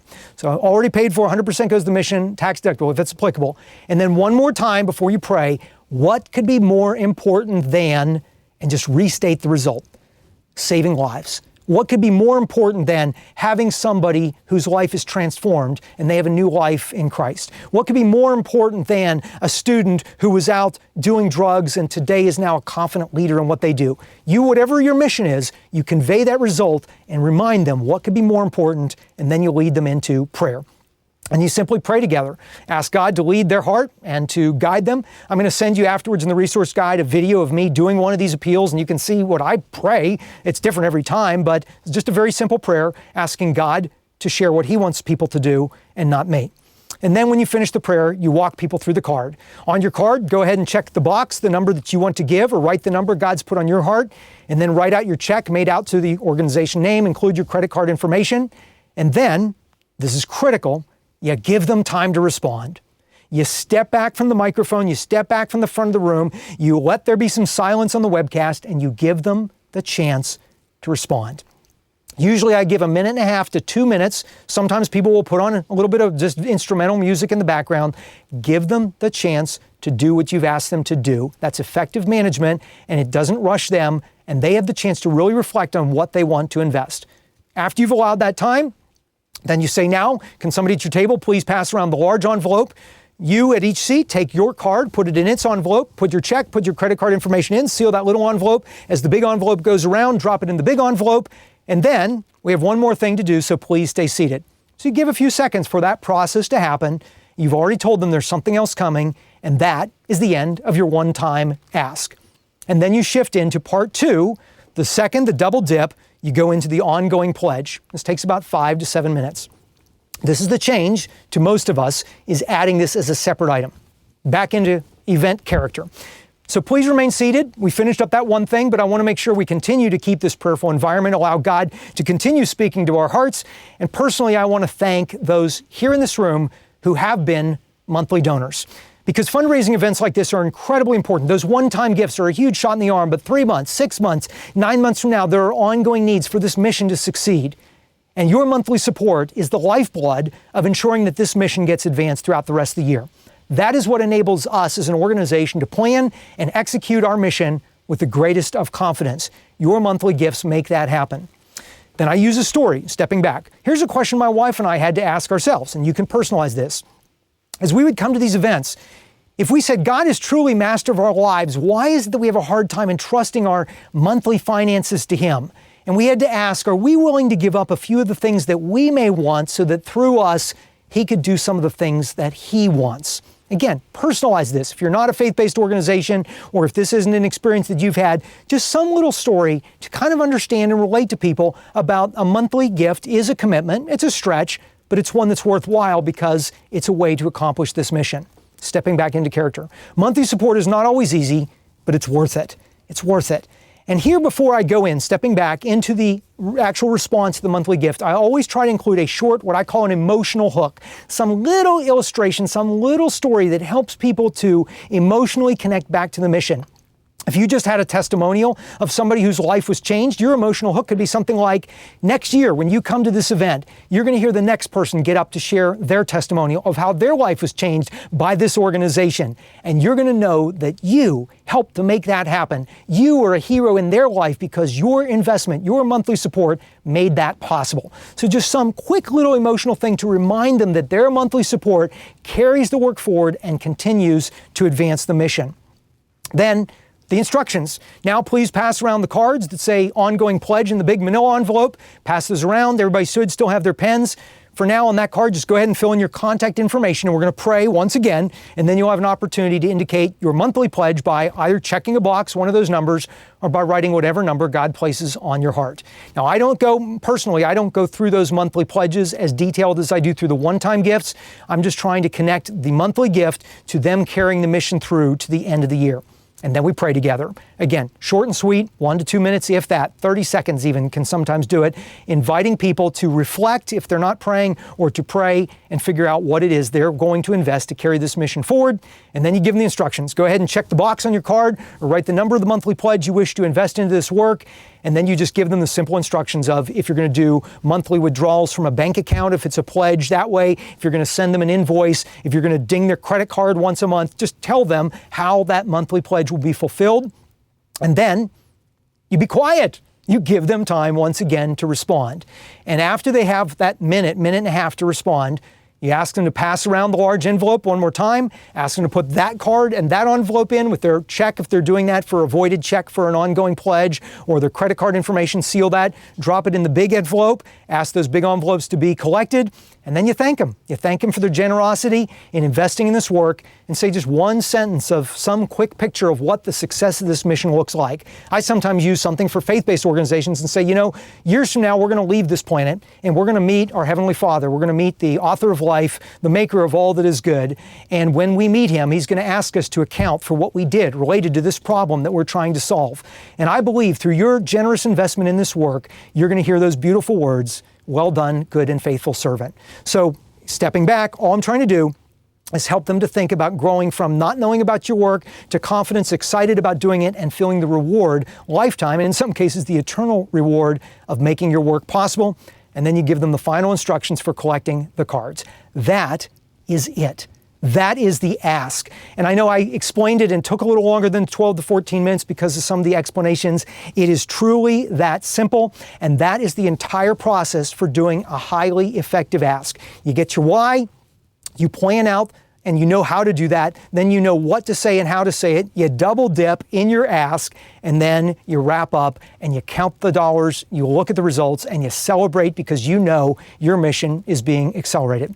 Just a couple of thoughts to conclude here, and then I will open up for questions and answers. And as I said, I'll stay around here for a while because to me, dialing this in for you is very, very important. But just a few concluding thoughts, and also to kind of sum up what we've done together. The first thing is, I want you to think beyond anything even I've said about the power that an ask can have. If you care about a mission and you want that mission to succeed and the outcomes it can achieve, the ask could be one of the most profound, life-changing, world-changing things you can do. I told you about that event where Karen Pennell up in Chester County, Pennsylvania, invited me to do the first time I ever did the double dip ask. I was nervous. I didn't know how to do it. And I read from a script and it doubled their income. That was not the most profound result of that ask. At the end of that evening, after the banquet was done, they were picking up the chairs and a man came over to me dressed in a very, very nice suit, an Italian silk tie and starched white shirt. And he came up to me and he said, "Mr. B. Wright, can I talk to you for just a minute?" I said, "Sure." So he reached in his jacket pocket and he pulled out a little picture and he handed it to me and he says, "You know what this is?" And I looked at it and I said, "Well, yeah, it's an ultrasound image." He said, "Yeah, that's what it is." He said, "Look at that picture and tell me what you can make out in that ultrasound image," because this was a pregnancy center organization that we were having the event for. And I looked at it, it was a jumble. I'd seen a lot of ultrasound images. I couldn't make out anything in that picture. And I said, I really can't tell. And he said, "That picture is my quadruplets. Those children are in my wife's womb at this very moment." He said, "I wanted to tell you where I was when I walked into this room. Because when my wife found out that she was pregnant with quadruplets, the doctors told her she had two options. Option one was she could do a selective reduction and terminate a few of those children so that the others would have a better chance of living and it wouldn't put as much of a burden on her. Or the other option the doctor gave her is she could do a complete termination and abortion and start all over again." He said she didn't want to do that, but I was nervous. I didn't know. I was scared. 4 children, we can't do that. And he said, so I and others began to pressure her. And he said she scheduled an abortion appointment. That appointment is on the books in the next few weeks. He said, I didn't want to come to this event tonight, as you can imagine, because of my own circumstances. He said, when I was asked, I owed a friend a favor, and he asked me to come sit at his table. I thought, oh, I don't want to go listen to all of that. He said, and I got here really late. In fact, I walked in right at the end of your talk, and just as you were about to ask people for money. He said, but as I watched you walk through and ask people for money, and I saw hundreds of people in this room filling out their cards and making very sacrificial investments of money and their time and their talent to help save the lives of children they might never even meet. He said, I thought, how can I do any less for my own flesh and blood? He said, David, when you travel around the country and you ask people for money at these events, you probably always wonder, yeah, does it make a difference? Sure, it can raise money, but does it really make a difference? He said, for this dad and for his 4 children, you made a life-changing difference, because we are not going to have that abortion. We're going to have those 4 children. I left that event. I called my wife immediately, and I just cried on the phone, and I shared with her what I'd learned. And at that point, I wasn't even concerned about the doubling of income. As great as that was, I just told her about the beauty of what had just happened, to see that mission come to life right before my very eyes. Well, the following Easter, I got an email from somebody I didn't even know. It had an attached image, and you're never supposed to open those attachments on emails from people you don't know. But I felt that I needed to open that image, and I clicked on it, and here's the picture that I saw. Those 4 children who had been in their mother's womb at that event that night, and there they were, those 4 beautiful little girls propped up on their parents' couch, dressed up in little Easter bunny suits, their parents celebrating the gift of their life, the fulfillment of the mission of that organization. So when you and I think about the power of an ask, I don't want you merely to think about dollars and cents. I don't want you to merely think about strategic plans and missions, as important as those are, but think about the outcomes that God can use you to help accomplish. That is the power that an ask can have. So with that, my next steps for you are get your why down. Understand why this ask is so important and why you need to master it. Then get your how to plan, how to prepare, map out your agenda, and we'll send you the implementation guide to do that. And then the what, use the script, modify it a little bit, and just do it. Just do this and be prepared to be amazed at what can be accomplished through your ask. I mentioned I was going to ask one simple favor in exchange for the implementation guide, which includes this entire outline and the scripts and the response cards and videos of me doing an appeal that you can use and look at and watch this in action. And it's simply feedback. I really had a hard time squeezing this training in around other things I was doing, and I'd like your really honest feedback about what was good, what wasn't so good. If ever I do this or another training again, what would you recommend? And I really would appreciate your very honest feedback. If there was some real aha moment, share that with me. I'll send a simple survey out to you tomorrow that will come out after this event. And then also I'm going to ask on there is if this is valuable, would these kinds of things ever be helpful on other topics? I don't have expertise on every nonprofit topic. Primarily, my 3 key areas are in helping people to raise funds, helping people to attract large numbers of people, and helping people to get more results and outcomes of what they do. But I know a lot of great people who train nonprofits on different skills. So if this training was valuable and you think other things like it would be, I'd appreciate your honest feedback on that. And again, if not, just let me know. So I'll send you a link tomorrow to a survey.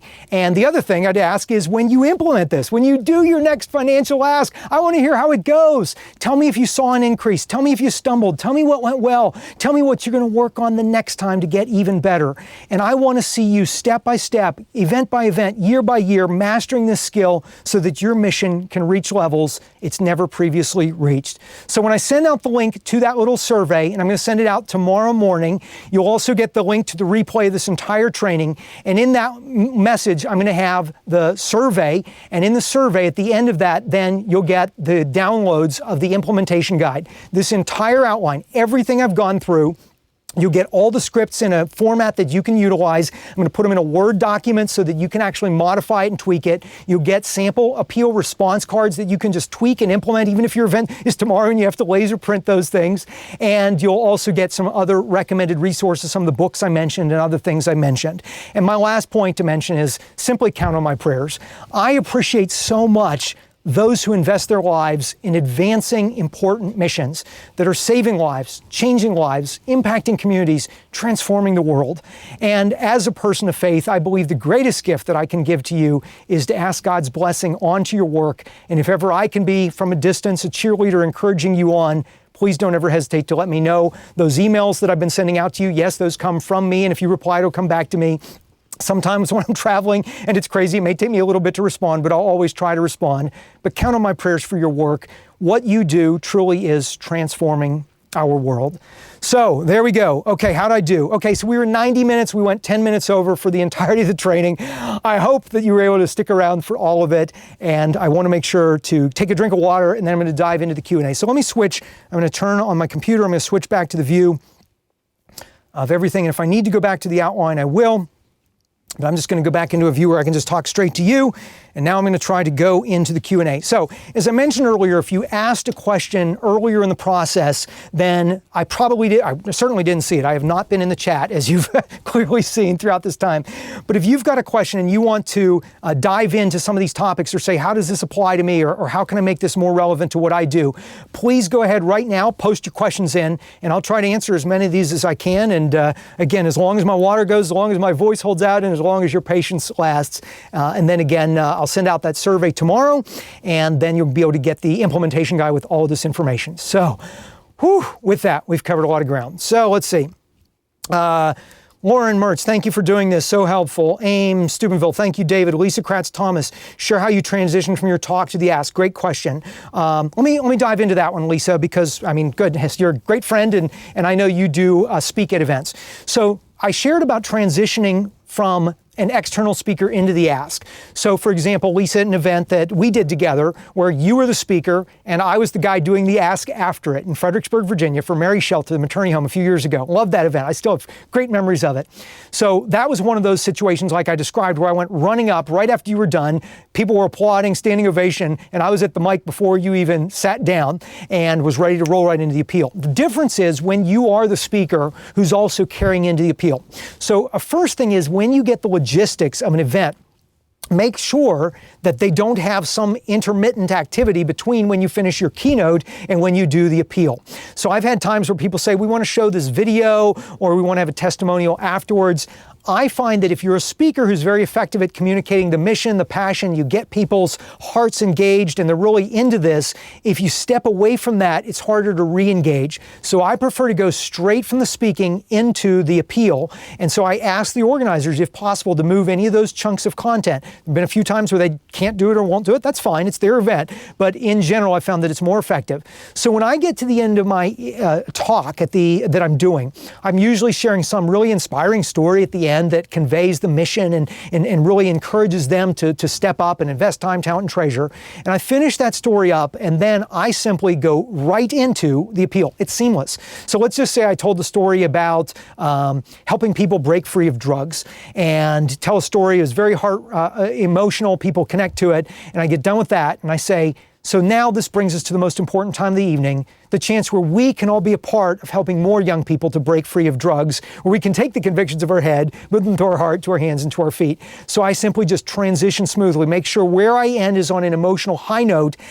I, as a speaker, am not going for the standing ovation or for the applause. And I know some people, they kind of build to this crescendo. In my mind, I want people so emotionally gripped at the end that I want what they would put into a standing ovation, I want that channeled into the appeal. I want them to put their standing ovation on paper in terms of the gifts that they're making to the organization. So I hope that answers your question. Okay, so going back into the questions in the chat.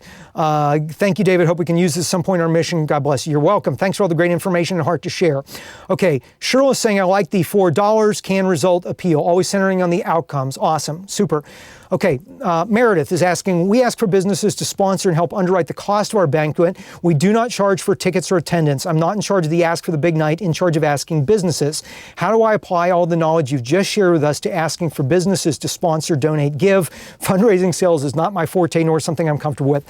Meredith, there's a lot of differences, to be honest, and that would probably take a little bit more to unpack. I'm going to try to make a note to myself. If all else fails, shoot me an email on the email that I've been sending you, the reminders to this event, and remind me that maybe we could do a deeper dive on that specific topic, because that is a little different But I still think the whole idea of helping these businesses to understand that they're not just giving to have their name on a table, although that's motivating for some of these businesses, but they're investing into a mission that hopefully the owners of that business care about, or sometimes selfishly they're looking at it as the constituents of my business, my customers care about that, and I want to be seen as supporting that. So sometimes you have to carry it a step further than just the business person or the administrative person you're meeting with, and kind of help them to see how it's in the interests of their customers who care about that mission.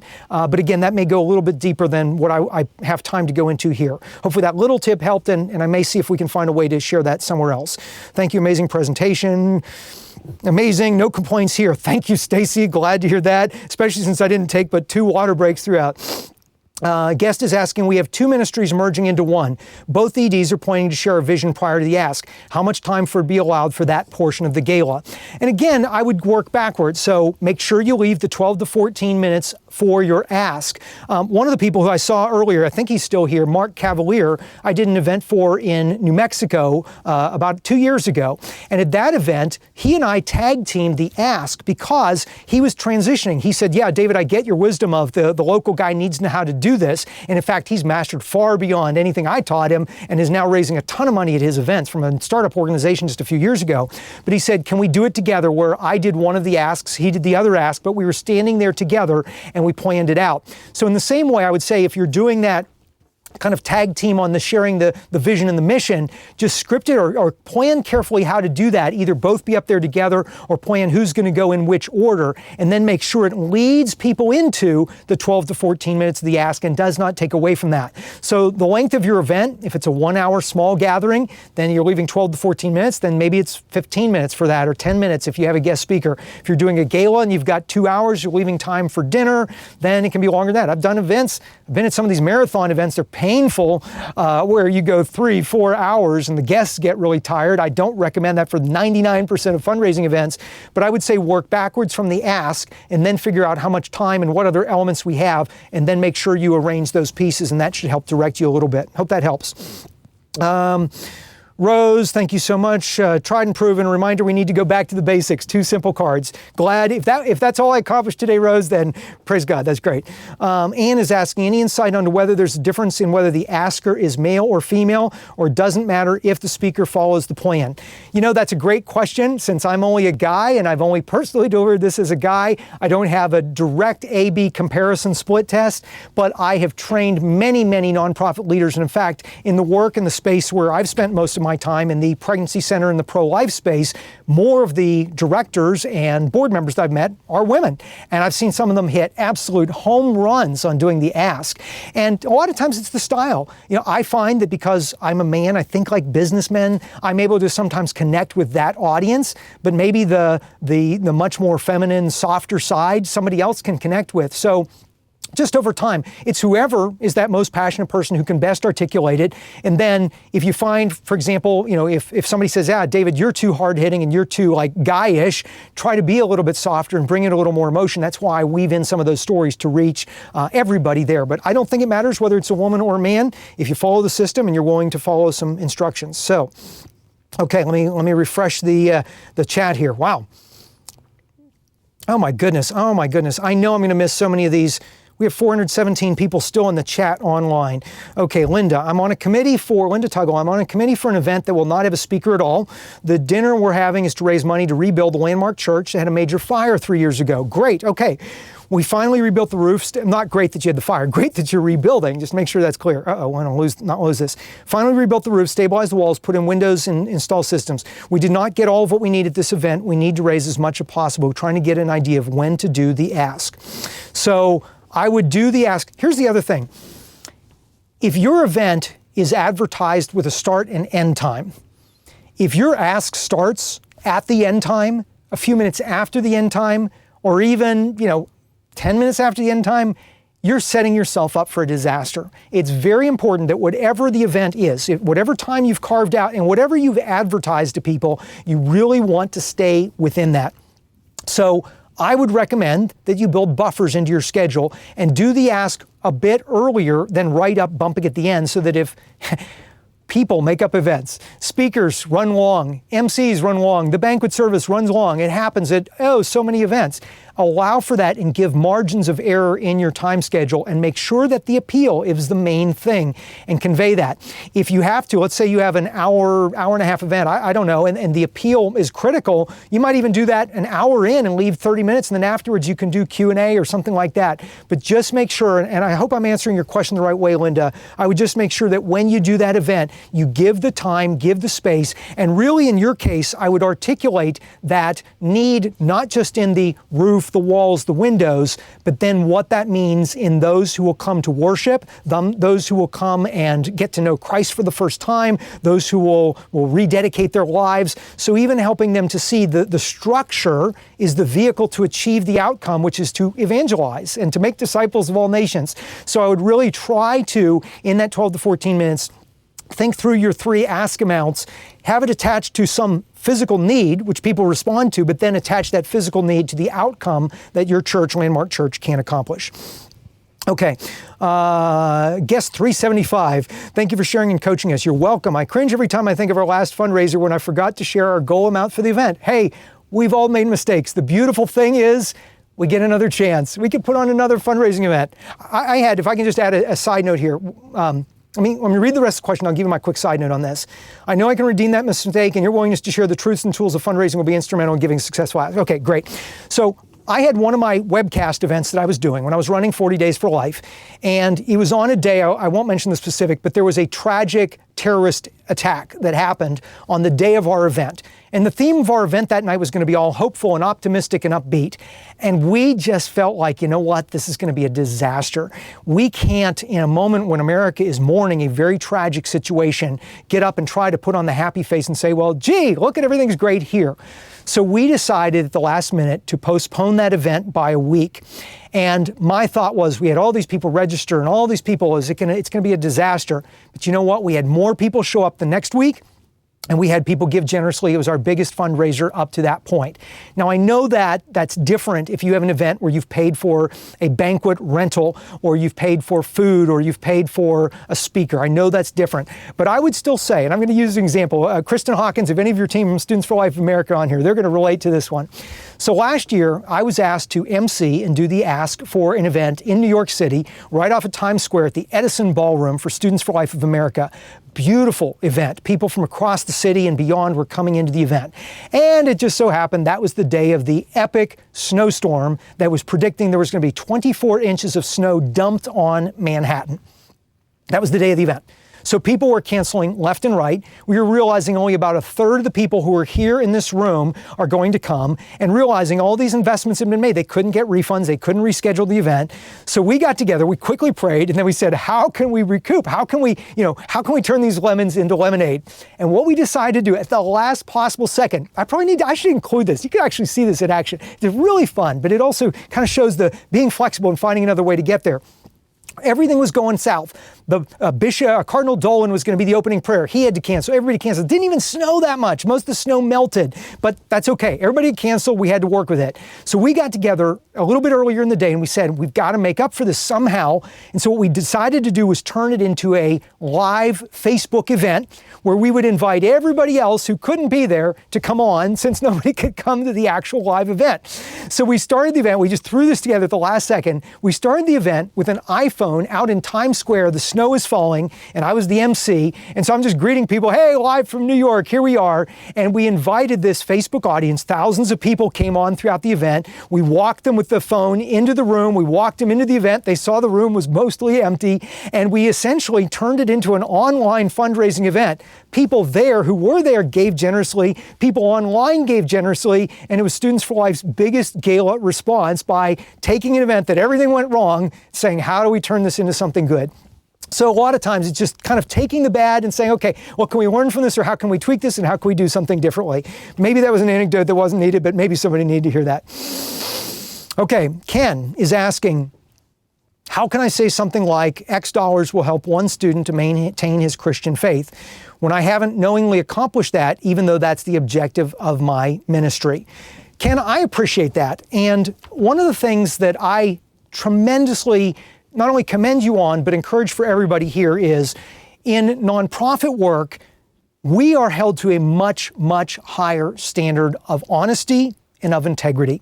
I have seen the worst of the worst, regrettably, behind the scenes of some nonprofit organizations. I have seen terrible abuses. I've seen unethical people. I've seen mismanagement of money. I've seen gross, horrible things done in the name of charity. And it's despicable to me, because if we're going to ask people to invest in something, we darn well better make sure that we are going to do our best to make sure that dollar turns into the outcome that we're promising. So in your case where you don't yet have the track record, and this was the same when I was starting out at the banquet for that organization, I didn't yet have the track record, then you need to, the best of your ability, convey, here's what we're going to do with your dollars to try to achieve this outcome. So in your case, you could say, for $500, what we are going to do is we're going to get out in the community and we're going to find some of those at-risk youth who maybe have drifted away from their faith, and maybe they're involved in things they shouldn't be involved in. And for that $500, we're going to start to build a relationship, and we're going to start to mentor. We're going to start to disciple this young person. We're going to bring them alongside. We're going to remind them of their Christian faith. We're going to invite them to recommit their lives to Christ, and we're going to invite them to really re-engage in their faith. We're going to invite them to be involved in youth programs. We're going to invite them to do these things.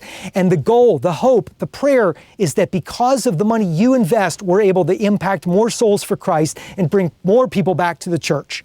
Okay, so you see what I did there? I didn't promise it, but I did suggest carrying it through of what we're going to do to get to that outcome. And that's what I would recommend to you. And then as you have stories, as you have people who say, hey, I did renew my Christian faith, then you use those stories as testimonies in your future fundraising. But start with what you have, which is the good intent, the plan of what you're going to do, and then a promise to report back to them. I view donors to a nonprofit organization as investors. And so in my mind, I'm thinking about, I got to give them regular reports that their investment is going towards exactly what they gave the money towards, and that we're accomplishing the outcomes, or striving to accomplish the outcomes that they have invested to try to accomplish. And if you fail, if you fall short and you say, you know what, out of our 5 goals of what we wanted to accomplish this year, we accomplished 2 of them, great, but 3 of them we didn't. So we're retooling, we're rethinking, we're making our plans, we're figuring out where we go from here. That's no different than an investor report where the CEO of a company tells people, we hit 2 of our earnings goals and 3 of them we didn't, and here's what we're going to do to move forward. I think that level of transparency and accountability, and that willingness to say, we're not just going to blow smoke here, we're going to tell you exactly how we're carrying out what we've asked you to invest in, I think goes a long way to build that trust where people will want to invest even more in you in the long run. So I hope that answer helps. Okay, Sheila is asking how to apply these insights when funding requests cannot be done in person at a gala because the mission and community are spread out geographically. Sheila, I cannot begin to describe how profoundly my fundraising experience changed when I started to use the power of online events. It's unbelievable. Now, it's an entire art and science in and of itself. I know most people don't know how to do this. It took me years. I did it all wrong first. I broke things and, continue to work at it. But the power of being able to, that was the challenge I had at 40 Days for Life. I had people in my first year in 89 cities across 33 states. There was no way I could get people together at a gala. So I said, how do we get them together in an online event? And at that time, the best service that I could find was an audio webcast service. I'll maybe include, I don't know, I'll try to, this may be a whole nother training in and of itself. But it was just a simple audio webcast service where it was the presenters calling into a conference line. It piped the audio out on a web page and people could listen in either by phone or on the audio on the web. And then we just simply walked them through. We treated it like a banquet, except we didn't give them food. The entire cost, that first event, I was sharing this at the beginning, the first event where I tried to take everything a banquet, transition it into a webcast, in 60 minutes, we walked people through the mission, where we were going, where we'd been, the results, where we were hoping to go, the need that we had, and then I did that 2-part ask. Those people gave $151,000 online as a result of that event. Just exactly what I shared with you. And there were over, I don't remember the numbers, 1,500, maybe 2,000 people. I could go back and pull the numbers on that. But people came from everywhere and came on that event. And it was amazing. My entire out-of-pocket cost, and Sheila, this is something to get excited about. My entire out-of-pocket cost for that event was $97. Now contrast that to somebody putting on a gala at a fancy country club or resort, or somebody even putting on a lunch at a church. Think about all the costs, the hard costs you've got before you pay for that and then start recouping and investing into the mission. 97 bucks, I was able to raise $151,000. I'd say a pretty good ROI. So for you and others, again, it's the same structure of an ask. It's hard to do if you were in like on radio or something like that, because really that's not the best format. People aren't in tune to giving. But if you have a large audience, invite them on to some sort of an online event and shoot me a question if you've got about that. I certainly, it's an area I get asked about a lot. Maybe I'm supposed to do a training on that. But I think that would be a great vehicle for you. Or even again, trying to take some of this into, if you go out and meet with donors in small groups, another thing that I've done with other groups is help them to do small in-home gatherings where somebody brings some of their friends together in a city and we do a small in-home gathering and still get some of that intimacy. And then when I travel, we're able to multiply that into more donations for a cause. So hopefully those are a couple of good answers for you. Make sure my text message. Hey, I got a text message from a local nonprofit saying we'd like advice on a webcast online event as well. Okay, that sounds like I'm supposed to do. Okay, let me see. Oh gosh, I am so sorry. I didn't realize just how many questions and comments we would have here. So, Gloria, New York. David and Gloria, can you have a webcast online training? Okay, here it comes. Kathy, thanks for the information. Is it good to still have a silent auction to get additional monies or just stick with program and a good ask? All right, Kathy, I've got a very strong opinion on this. It's not shared by everyone. It's a little bit controversial in some circles, but I'll just share my opinion. And then ultimately, my prescription for you is do what works best for your audience. When you know your audience and what motivates them and what they like, that will tell you whether you should or shouldn't have it. My opinion is in most cases, I think the auctions can be a significant distraction from what people are there to do. And here's what I've seen happen. We used to do a silent auction. At that event that used to raise $33,000 to $37,000, we did a silent auction the year it tanked to $24,000. The year after, when we went up to whatever it was, $60-some thousand, we stripped away the auction. And I had some of the people who used to love putting the auction together going, oh, that's a mistake. Don't you know that was thousands of dollars of income? But what I realized is people were coming and they were getting a little gift basket, giving their little silent auction donation, and they thought they were done for the evening. And that basket had a cost, or somebody had to go out and get that, and there was time and effort invested. And because people mentally connected that I already made my gift, they didn't give as generously when the ask came.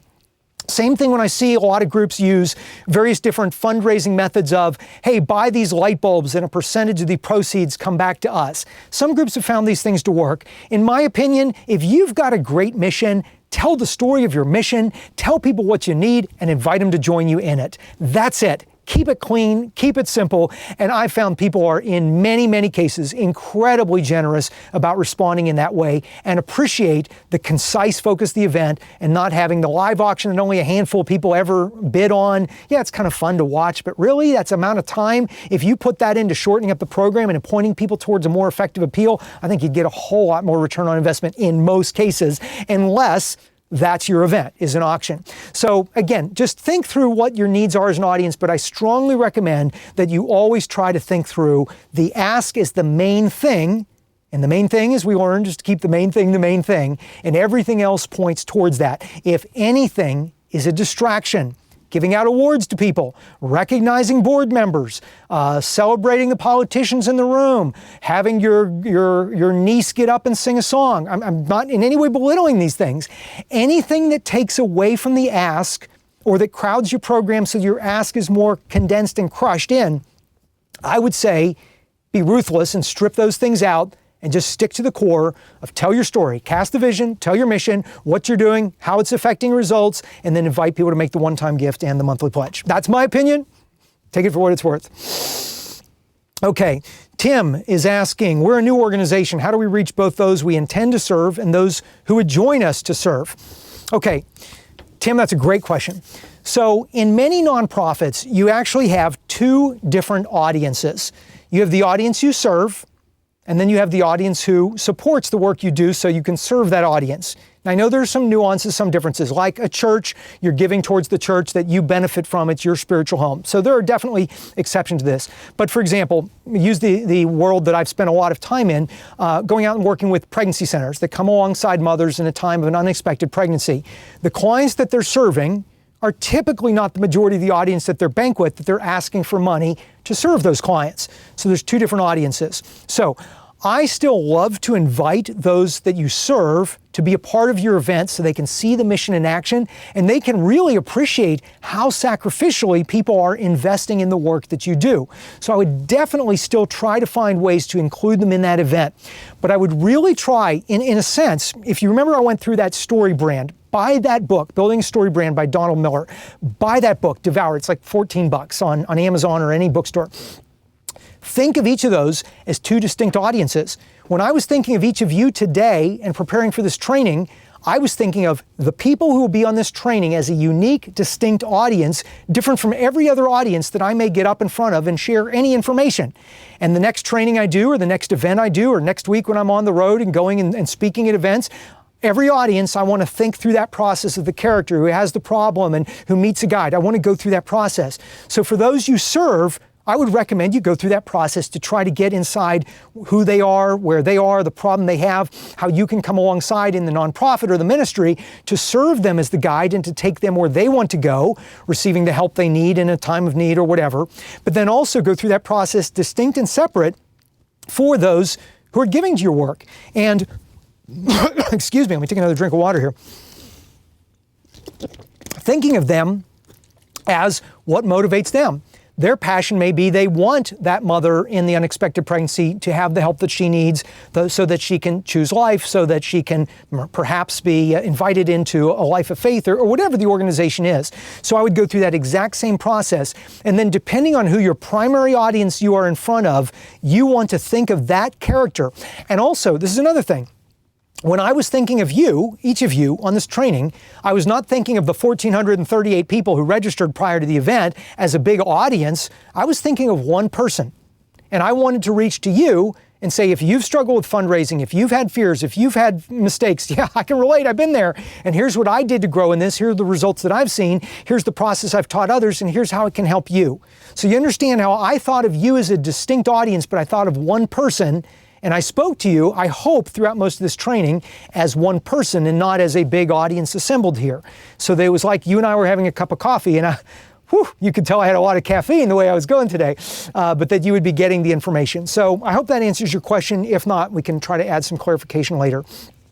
Vicki, thank you for your comments.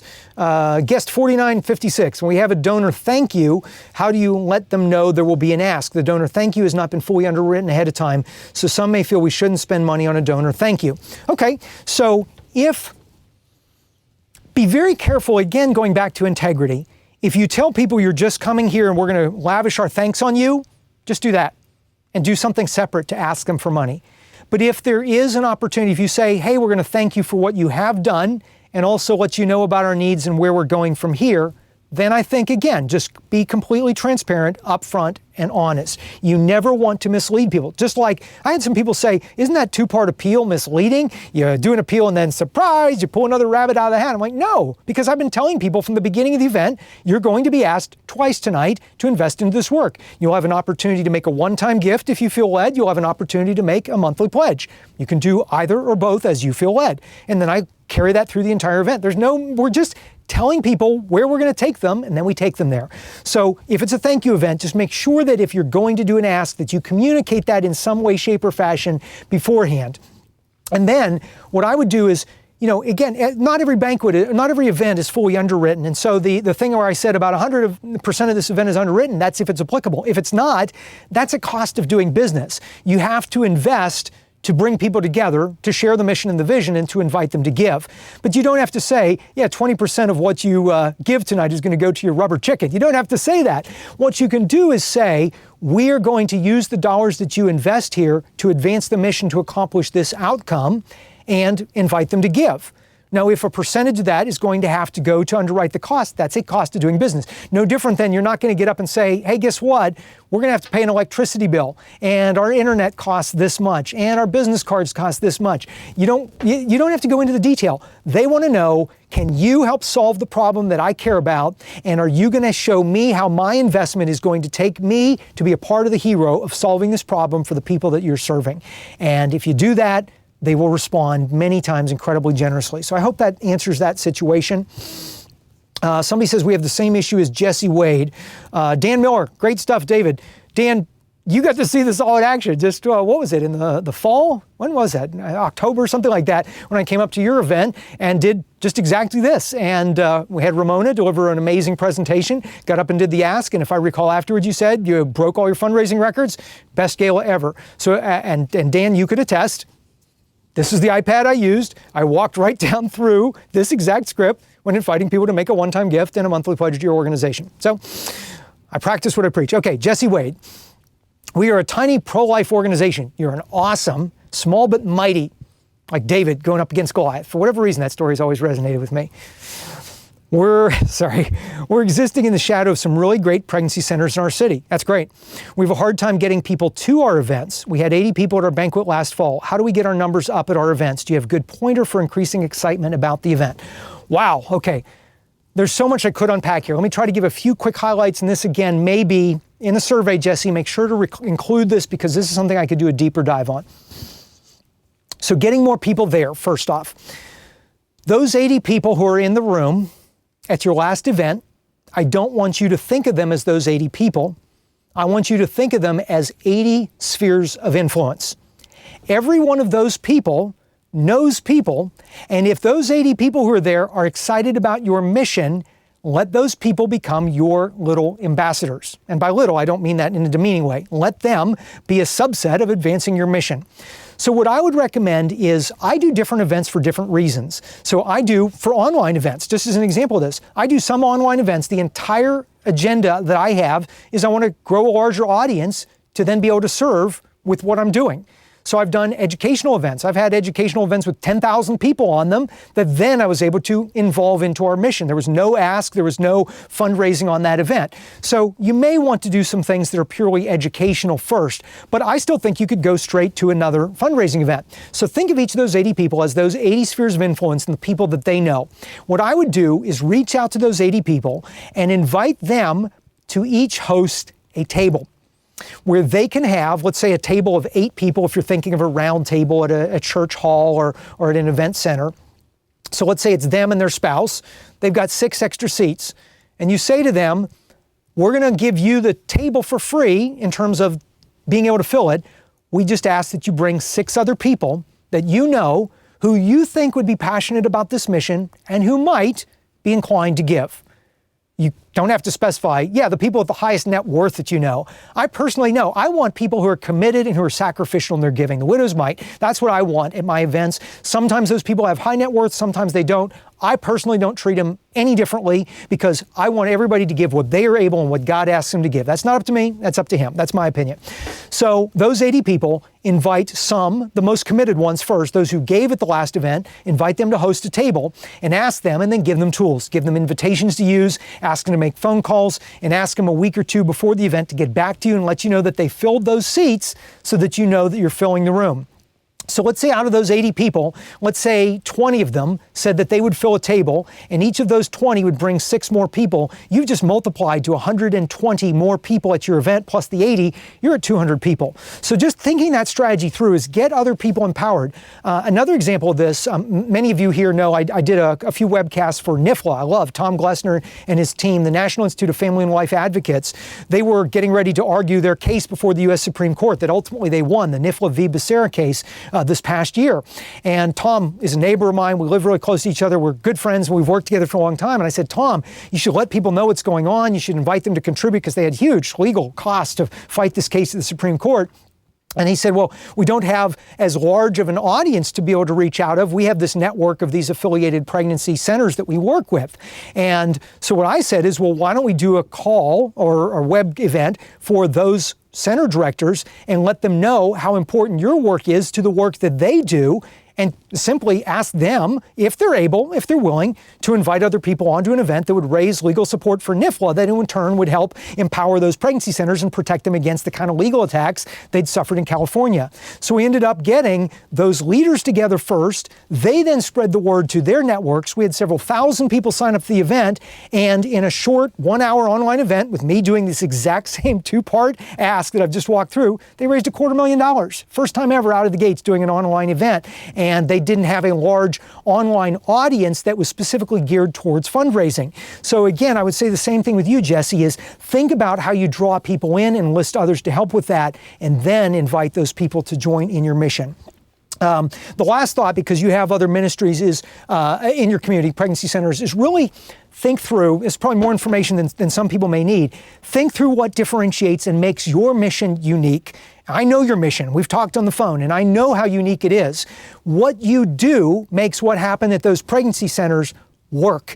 What you do is you bring more clients to those pregnancy centers so those pregnancy centers can help to save more lives. So if you can help people to understand how these puzzle pieces fit together, you're not asking people to pull away your money from here to give it to me instead. No, you're simply saying, here's how all these things work together, and here's how investing in this work will not only help what we're directly doing, but will also spill over to that other cause that you believe in. And many times you'll find people who support one will also support the other. Okay, let me take a swig of water here, dive back into some questions. How's everybody doing? I mean, I can stay on here. I love, this is to me exciting. And if you take away one thing, even from this question and answer time, and you put this into action and you raise more money and you're able to further your mission, you're able to see the results of what your mission accomplishes, and you let me know that so we know this is all worth it. That to me, it's worth it all. So I'm happy to stay on a little longer in the chat. Just let me know if you want me to keep going, if you've got some questions. If your question got buried way, way, way back, just type it in again. I won't be offended, and I'll try to address those. So let me take a quick swig of water and we'll just keep going. And Gloria, if you're still here, Gloria Lyda, my amazing comrade in all of this, if any of you ever need an amazing speaker for a faith-based organization, a religious freedom organization, a school event, a pregnancy center event, there's no one better than Ambassador Speakers Bureau. Wes Yoder, the CEO who founded Ambassador, is just an amazing man of God, and I love Wes and all the work he does. I absolutely, Gloria, she just reminded me in a text yesterday, we first met 15 years ago, a little over 15 years ago in October of 2003. When I flew up to Nashville, I'd used Ambassador to book speakers myself, and they reached out to me and said, hey, would you ever think of doing some speaking? And so I flew up on my own dime, met with Gloria, met with Wes. I was nervous as all get out. I was still trying to learn on my own appeal, and I'm thinking, who's going to ever want some guy they've never heard of to come in and do their event? But Gloria and I, since that event, she has represented me and so many other speakers. She does a lot within the pro-life and pregnancy center space. They have other representatives in other areas. I would not have been able to do many of the ministry work projects that I have done were it not for the partnership with Ambassador. So if you've never met with them, if you've never used them as a vendor for bringing a speaker, they truly are ministry partners, and I absolutely love them. And I've never even gone anywhere else. I've had other speakers bureaus approach me about speaking. I'm like, nope, I got everything I need. I've got a great speakers bureau, and I got people I love to go out and change the world side by side together with. So Gloria, the reason I brought that up, if you've been in the chat, and I don't know if you're even still here, I think you are. If you've been in the chat and there's a real important question that I missed and it's not fresh in the most recent ones, will you send me a text on my phone? You know how to reach me, and I'll make sure that we address it. I just want to make sure we don't do this. Okay. Virginia is asking, how can I tailor this two-part ask in an in-home presentation? Virginia, you do it exactly the same way. I've done this, Karen Garnett, dear friend of mine, one time when she was running a group in Dallas, Texas, we did an in-home event. And if I remember how it went, I gave a short little pep talk. It was a shorter event. I think it was maybe an hour, and there were some hors d'oeuvres. And at the end, I walked them through. If I remember correctly, it may have been a different event, but I think it was at that one. I walked them through the one time, and I walked them through the monthly pledge. I worked off, I think at the time I was using paper before I realized, an iPad works. The batteries never fail me. And I just walked them through, and we had the response cards, and we just did the exact same thing. The only difference is I didn't project quite so much. I didn't get quite as into it because we were in a smaller, more intimate setting. Nothing changed. And that's what I would say. If I was today, if you asked me to come into you said, David, will you come into an in-home gathering? We've got some donors getting together, some prospective donors. I'd spend some time helping you to map out the actual agenda of how to share the mission and the vision and how to make it really relevant and stories connect with the heart. But really, I would just walk you through exactly what we just did in the ask in those two parts. And I would bring two sets of cards and we just walk through it and do it. That's what I do. Okay. Thank you, Jesse, for your kind words. Patty, so excited to be hosting an unplanned red carpet event and then following with Ashley Bratcher as our gala main speaker. Thank you, Gloria. Wow, Patty, that's going to be an amazing event. Wow, I can't wait to hear how it goes. And Anybody who doesn't know, March 29th, mark your calendar. There's a movie coming out. It's going to change the world. Unplanned. Beautiful story. Anyway, talk to Gloria if you don't know anything about that. Okay, Virginia, we answered that. Okay, Maureen is asking, will you be including the Q&A in the resources? Great question. Yes. So this entire video, what I'm going to do is make the entire replay available to you as long as I go until I run out of water or steam or breath or you run out of questions. I will make all those questions available in the resources I send out to you afterwards. It may take a little bit. I think the way YouTube Live works is as soon as I end, it converts over to a shareable video, so I'll share that. Whether or not at some point we might get it transcribed to where we can pull out the questions, I don't know. Maybe if there's a strong demand for that, but yes, you will have access to everything. Everything we're doing here, it's yours. And it's my gift to you. It's my way of paying it forward, as I said. All right, Dan says, go, go, go, keep going. All right, Dan. You asked for it. You're going to get it. All right. Kelly is saying, Gloria, Dave also recommended eliminating the specific group thank yous. Would love that because it would take out a few minute times. Isn't the thank you critical prior to asking again? Yeah, let me clarify that because I may have miscommunicated that just a bit. I'm not saying you don't thank the people who are at your event who have historically given. What I'm talking about is I've been at events where they have groups of people stand up one after another to recognize and to thank. Thank you, Pastor so-and-so. Thank you, Pastor so-and-so. Then they bring up the politicians. Thank you, city council member. Thank you, mayor. Again, what I do, like an event that I MC every year right in my community here in Fredericksburg, Virginia, for an amazing maternity home ministry I'm on the board of. I can convince them at the front end to do their first fundraising event, and it's now grown to where they bring in $200,000 a year, and they just do amazing things, 5 homes and serving moms. And every year they just keep asking me to do the ask. So I read the same script every year. I keep waiting for somebody to say, wait a minute, you shared that story about you and your wife driving to the event last year. Nobody's complained, and they keep giving more every single year. What was my point of telling you that? Oh, so Mary Shelter really did want to recognize pastors and elected officials. So what I recommended to them is, okay, if you really want to do this and not have it take away from the flow of the evening event, just do it in a group. So what we would do is right after the dinner, while people are still kind of regrouping, we would ask, would all the members of the clergy who are here please stand? Give them an applause. We would not single them out. Would all those who are elected officials or running for office please stand? We'd give them applause. And then we may say, well, the board of directors, staff, and volunteers, please stand very quickly. So in about 1 minute, maybe 2 with applause, we're able to complete that. What I'm suggesting stripping out is all the ongoing things that just drag the program down. We, a lot of times, are trying to please so many people. That's why it's important to go back to that story brand and understanding who is it that you're there to serve that night. It's that character sitting in the seat at the table. It's not, you're not trying to serve Joe who's running for public office. You're trying to serve that person who cares about the thing that your mission is trying to solve and to show them how they can be a part of the hero of that story. And so anything that takes away from that, I would say just be ruthless about stripping those things out. And if you do that, I think you'll be far more effective. And if you have a complete revolt and everybody says, you took out my favorite part, and you have many of those who are the characters sitting in those seats complaining, you can always add it back next year. Better to ask forgiveness than permission. Isn't that how the saying goes? Yeah, anyway, so that's my thoughts on the thank yous. All right. Ames Steubenville says, how can we incorporate planned giving? That's a great question. To be honest, that is beyond my area of expertise. I have not personally been involved in development work that is heavily focused on planned giving. When I send out the survey, though, if you remind me, I will try to find, I know some people who are phenomenal at that, and maybe at some point I could get them to come on and do a training. So again, if you can find some application in all of this to planned giving, great. It's just not, I don't want to suggest something to you, and it's an area I've always built support for nonprofit work that I've done with lots of people supporting a cause. And another thing, just to add to that, and some people ask about this, is, what about if I'm going and meeting with a mega donor? Most of my experience has been raising gifts in the small to mid-sized category and not as much the big mega gifts.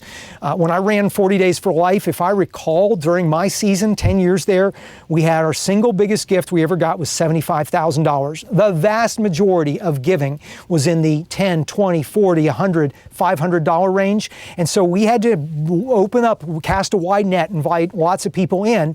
But there were times where we would have somebody who would give one of those generous gifts. And since I've stepped away from 40 Days for Life, I have worked alongside some organizations that do amazing work on working with major donors. And for whatever reason, this is just crazy, in the last about year and a half, I have been, for whatever reason, in rooms with people who have given charitable gifts of over $150 million cumulatively. And this is a small number of people. I don't know why I've happened to be in the rooms.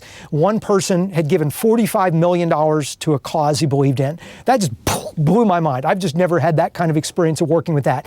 If you're in that position, that's great, but still, these are people. I would treat that audience as a character who has a problem and needs a guide and take them step by step through it. I would go through the same process in trying to relate to them and invite them to give, but perhaps the numbers you're inviting them to give are on a little larger scale. So again, major gift fundraising is not one of my real areas of expertise. I watch and am amazed at some groups. One of the groups that I work very closely with, Focus, the Fellowship of Catholic University Students, they are mind-blowingly good at raising major money as well as helping to train their missionaries to fundraise for supporting them.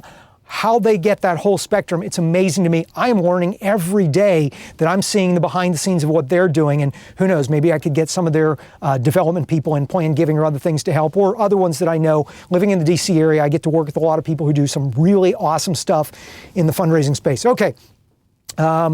Paul Hartunian is asking, will this be available for replay? Yes, you joined late. It will be available from the beginning, and you'll get to see me. Any mistake I made at the beginning that I don't even know about until I go back and watch it, you'll get it. Dorothy is asking, is it better to offer gala tickets for free or to charge for them? Dorothy, I have my preference, but again, I think it's going to come down to what your audience expects and a lot of other factors. So here's a few things just to keep in mind on that front.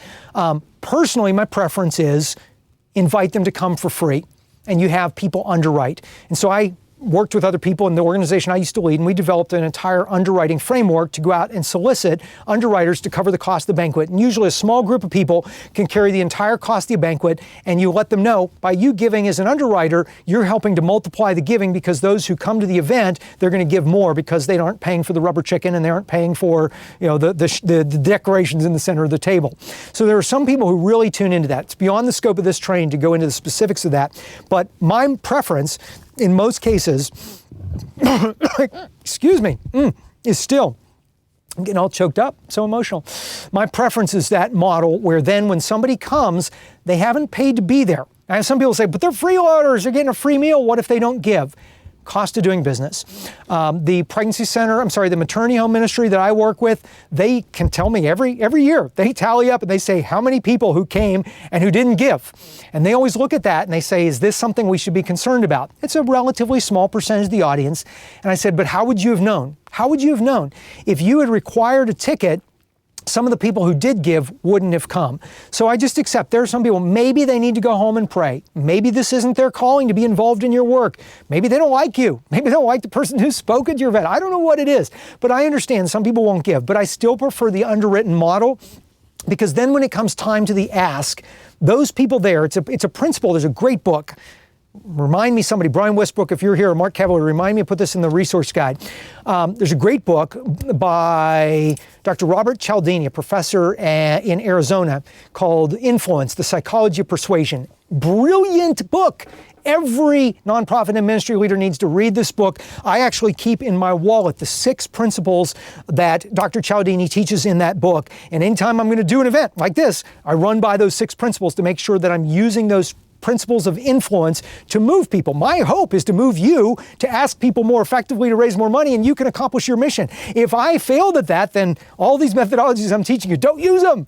But if I've encouraged you, if I've given you some tips, and if you put some of this into action, it raises more money, then I've accomplished something, and I've been influential in helping your organization to grow.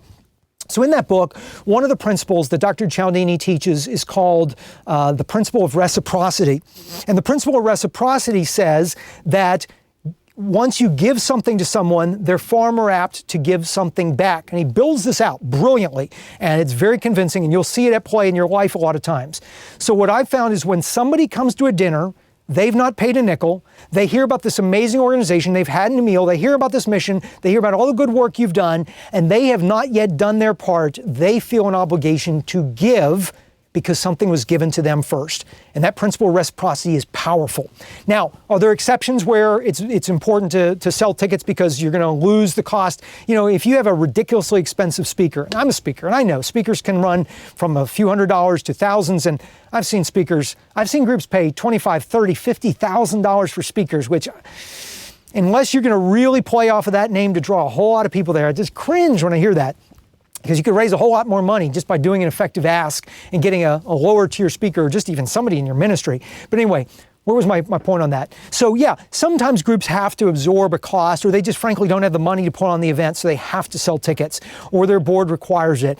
But still, try to in your mind think, if somebody buys a $100 ticket to an event, and then they get a babysitter, and then they have a silent auction, and they bid on a basket of, blankets and barbecue sauce or whatever it is, they're going to think their giving is done.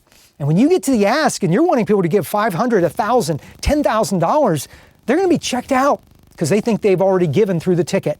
And I personally would just recommend, if you've never tried the underwritten, I know it's scary, but if you do it right and you apply everything we've taught here on the ask, you can see your income multiply. The difference, I'll also go back. That banquet where I failed, $24,350 banquet, we sold tickets to and did an ask. That was our result. The next year when we went to the $60-some thousand, that was a year when we stripped away everything, the auction, we stripped away the ticket price, and that was when people gave more generously. So my experience is, it's a really good model to use in most cases, but not all. Okay, I've got to take a drink here.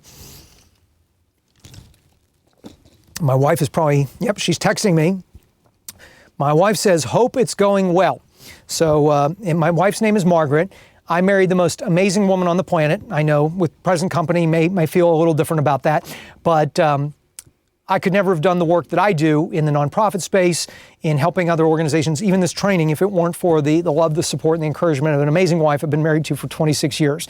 So it's going well. And in fact, I have a little favor. Those of you who are still here right now, if you feel that you've gotten any value out of any of our time together in the chat, I want you to say something like, thank you, Margaret. And when we're done, I'm going to show her the chat roll to prove to her that her sharing me with you was a worthwhile investment of time. So that's what I'm going to ask of you. Okay. See, I need those little breaks from all this mental energy here.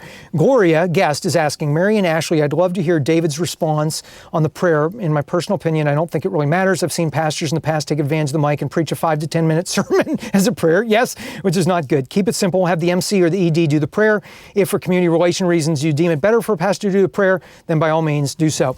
Yeah, so when I do the ask, I do the prayer, just keep it all moving forward. That's my style. You're certainly welcome to do other things. This does not relieve the perhaps desire to have a concluding prayer. So the vast majority of events, we're praying these people out of the room. I mean, we're having fun. We are going and spending time with God. We are saying, come Holy Spirit. So I pray through those two parts of the appeal. And then when I walk off the stage, usually that's when the pastor comes up to do the closing prayer for the evening or the day at the event. So people are going like, wow, I haven't prayed that many times since, since I was in vacation Bible school as a kid. But to me, I'd rather keep the appeal very tight, keep the prayer within that, not as distraction. And if you outsource that to somebody where there's risk, put that after the appeal. Close out the appeal. People can, if they say this pastor is going on and on for 20 minutes in a sermon, they're welcome to get up and leave. I hope they don't. I mean, that's not respectful. But at the same point, you've achieved the goals of the evening. You put the main thing as the main thing. So I would try to have whoever's doing the appeal, if they're comfortable doing public prayer and you're using prayer, to just do a very short prayer. And you'll see in the videos, mine are, 20, 30 seconds. Maybe if the Holy Spirit's really speaking to me, maybe it's a minute, but it's not long. And then the pastor at the end, and many times, yes, they do get up and give a little mini sermon before their appeal. All right, let's see here. Going down to the bottom. Oh, look at all these. Thank you, Margaret. Thank you, Margaret. Thank you, Margaret. Thank you, Margaret. Good, good, good. Margaret, your encouragement to David is helping many people today. Yes, yes. You're scoring points. See? I won't have to sleep on the couch tonight. I'm in good shape. I'm just joking. I am married way, way, way above my level. All right, now those all filled up my message. I'm going to load some of the earlier messages because I actually got to go back to the question. Michael asks, may we share the recording with others? Absolutely. So what I'm going to do is afterwards, I'm going to take the page, the training.davidbwright.com/ask. I'm going to turn that into a page where anybody can access this after the fact, unless for any reason my recording really botched up or there's anything else, they can access it and then they can go through the same little survey that I've asked as a favor afterwards if they want to get the download. So yeah, I'll give you a link that you can share with other people. And please, if you think this can help others, I mean, don't keep it to yourself. Don't keep it to this time together. Yes, we get the benefit of being together live. You got to see me sweating live when the technology was freaking me out at the beginning, and you get to see me dry out and drink water, but yet I get to answer some of your questions. The people who watch it afterwards won't get that. So please share. Kelly says, thank you to you and Gloria for doing this. First time I'm participating in a webinar without a sales pitch for a product at the end. May God bless your ministry. Kelly, not to say I haven't ever done any kind of webinar or webcast with some kind of a sales pitch at the end for something, but it's only when it's an audience that I've gone through that story brand and there's something that they need that I can't offer to them unless there's an investment involved in that. So no different than an ask for funding. But I am, my pitch, here's my pitch. My pitch is if you don't take anything that you learned on this webinar and you don't put it into action, I'm going to come to your house and I'm going to try to sell you something because I want you to share this free information, put it into action. I want it to bless you and then we can share it with more people. So anyway, I appreciate you saying that, but I totally relate. I've been on many of those webinars myself and I've conducted a few of them over time for various different things. But again, today was just purely meant to give something that's been of great value to me, give it as a blessing to you. All right. Some comments. Karen Jewell, Farmington Hills, Michigan. Karen, great to hear from you. I still have very many fond memories of being with you. Thanks for bringing up missionaries and the organization they serve also. Could you encourage individuals raising funds to use these principles? Again, they're so applicable to all of us. Yes, absolutely, Cynthia. I feel that, I mean, again, these are, what was the thing I said at the beginning? I botched it up. Tactics are many, principles are few. Tactics always change, principles never do. The principles of inviting people to give to something don't change. It's just how and when we're doing it and who's doing the asking and in what format. So yes, I've tried to share with some people that I know who are missionaries of different types how to use this type of methodology. Some of them begun to use it very effectively. Some of them have taught me different things that work a little bit differently in the missionary space. So it's a learning process I think we can all grow from. But yes, I do agree. We can share this far and wide so that many people will benefit. Answers to the Q&A in the replay, yes, it will be there. All this webinar is being taped, yes. Oh, Gloria, Gloria Lida, your guest 2745. Now I know which Gloria you are. Okay, I think. All right, Rose is saying, you're a blessing to all of us on the front lines, fighting for innocent lives, arming us with these tools will keep doors open, put us in front of mothers who may not be thinking motherhood, fall prey. May God continue to give you strength, courage, and wisdom. Hey, Rose, thank you. I appreciate what you do on the front lines. I mean, I have been blessed in these past, 15 years to travel to more than 600 cities across all 50 states and dozens of countries. And I've gotten to work alongside some of the most heroic, selfless people who truly are saving lives, changing hearts and minds, and impacting souls. And it gives me great confidence in the midst of a world that sometimes is chaotic and sometimes we want to be pessimistic. No, I have great optimism because of people just like you and many of the people who are here on this event. So if you take what we've learned here and apply it, I hope it manyfold blesses and multiplies the impact of your ministry work. So thank you for that. Angel saying, hi, David, what are your thoughts on combining a Catholic and Protestant pregnancy center event? Let the donors decide what organization to give to. My goal would be to unify our city on the cause for life. Yeah, I've seen collaborative efforts, and there are challenges, but there are blessings to it. If it were me, I would probably try to think of the unity event as separate from the fundraising event, because the fundraising event mixed in with unity starts to bring up just sometimes some stuff you really don't want to have to deal with. So give you a case in point. You may have, let's say you have three groups who want to work together on an event. Or I'll just use your example. You have a Catholic group and a Protestant group, and they say, hey, you know what? We're the many parts of the body. We're going to work together on this thing. And I love that. As somebody who was raised in the Protestant faith tradition, who's now a Catholic, married to a Catholic, I love the many different parts of the body of Christ.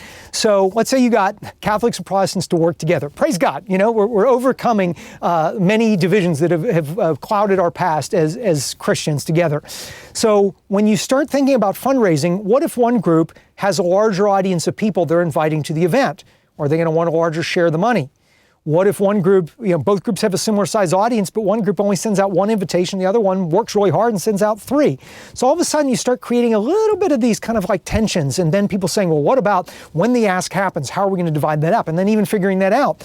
What if you have 3 organizations with 3 different budgets? How do you allot? Let's say you raise, let's just use a round number, $100,000 at this shared event. How are you going to split that up between, I keep going back and forth between 2 and 3, but is it 50-50 or is it 40-60, and how do you do that? The other thing is, what if you have a major donor? I'm just telling you some of the things I've run into this because I've seen this happen. You have a major donor who gives to, let's say, the Protestant organization, and they're invited to the Unity event, and they give a large gift that was what they used to give to the Protestant organization, but the Catholic organization is getting part of that. Will the Protestant organization say, wait a minute, that was our donor? And again, these things happen, and we're human, we're sinful, we need to repent and turn back to God. But at the same point, these are the kinds of things we do have to sometimes work through. So if possible, try to make the Unity event a community coming together event and less a fundraiser. Maybe it's a fun walk, or maybe it's maybe it could be an auction or something where it's just not as much of a direct ask for one group. It also, kind of like I went into the man who chases after 2 rabbits will catch neither one. If you go after 2 different organizations and you're trying to do an ask for both, it's difficult because then they're like, well, which is more important, or how do they fit seamlessly together? The only exception where I've seen this work is when 2 ministries so complement one another that one could not survive with the other, and they both have a vested interest in seeing each other succeed because one couldn't do what they do without the other. So I would just use a little bit of just wisdom and discernment on that. Try to avoid some of the pitfalls. And most importantly, it's going to all come down to the relationships and the trust that you have with the people of the other organization. And are you willing to, take a risk on something like this? And if it works out, fantastic. Do it again. Do it better. If it doesn't work out, being able to still part as friends. Anytime I do a unitive collaborative project between different organizations and ministries, my one non-negotiable on the front end is, if we enter into this collaborative arrangement, by the end, we must part as friends and brothers and sisters in the Lord. If we're not willing to commit to that on the front end, I'm not going to go into this relationship. And that's the kind of trust you have to have with those that you might do a unitive event. Hope that helps. All right. Karen at Hope Clinic, would be best to wait to pass out the one-time pledge card until you're done talking. Do people tend to start completing the card while you were talking? So yeah, Karen, in that script, and you'll have that if you fill out my little survey tomorrow, I'll send you the outline, or you can just rewatch this in the training. I actually say in there when to hand out the cards, because you talk through the appeal, you tell them when to hand out the cards right at the beginning of the appeal. So if I'm the keynote speaker, I prefer that those cards are in a big manila envelope in the center of the table, and they're not at their place setting, so they're not sitting looking at it and starting to fill it out while I'm giving the keynote. Number one, they're distracted. They don't get to hear all my cool stories. And number 2, they just haven't had the chance to really reflect and pray through what they're called to invest into this work. So my preference is have all those cards in a manila, big envelope in the middle table, white, doesn't matter the color. And then when the time comes, the person doing the ask gives the instructions exactly like I verbalized and says, somebody reach and grab the manila envelope, pull out the small cards that say one-time gift, and pass those around, so that then I'm walking them through the card. When I send you the sample response card template that I'm going to send to you, you're going to see it's very, very clean. It's very, very simple. And some people say, do I really want them to do 2 cards? Do they have to fill out their information twice? Is asking them to write their name and address a second time worth the potential to increase your donations 25, 50, 100% or more? I think it is. So simple card, gives them one thing to do, fill in their information, make their pledge, make their gift, and turn that in. So I would recommend you follow those exact steps the way that I recommended it. Guest 2745, this is also helpful. Will you be emailing us resources and slides, presentation? Yes. I will send you the outline, the mind map. I'll send it to, I actually always get asked, surprised nobody's asked, what's that mind mapping software you use? But if anybody cares, I can even give you a link to that. It's like a $9 app that I use on my Mac. But I love it. It's a great way. I use it on my iPad and on my iPhone, and just syncs my maps across. That's the way I brainstorm ideas, projects. I've built out entire ministry projects using a mind map on my iPad and been able to convey that to people. So to me, it's just a great way. It's the way my brain works. If you like it, I can tell you the software. I could even send you the link to the mind map. But otherwise, I'll convert it into some sort of an outline format. Yes, you'll have all of that.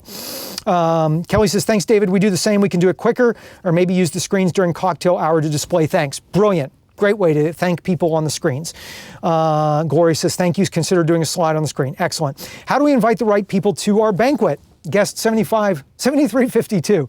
I'd love to know the secret identities. I feel like we're, Agent 007 is on our chat roll. How do you invite the right people? The first thing is those who've been involved in what you do. I love to reach out to those. If anybody has put their time and talent into something, invite them to something where they can invest their treasure. Let's start there. If there's friends, if there's family members, if there's people in your church or community organization, always start there. Start with relationships. If you try to say, oh, this is the richest person in my town, I'm going to go out and try to get them to my event, you may succeed, but you're going to have a whole lot easier time reaching out to somebody that you've sat and had dinner with in your home, or they know you and like you and trust you, even if their quote unquote capacity isn't as great.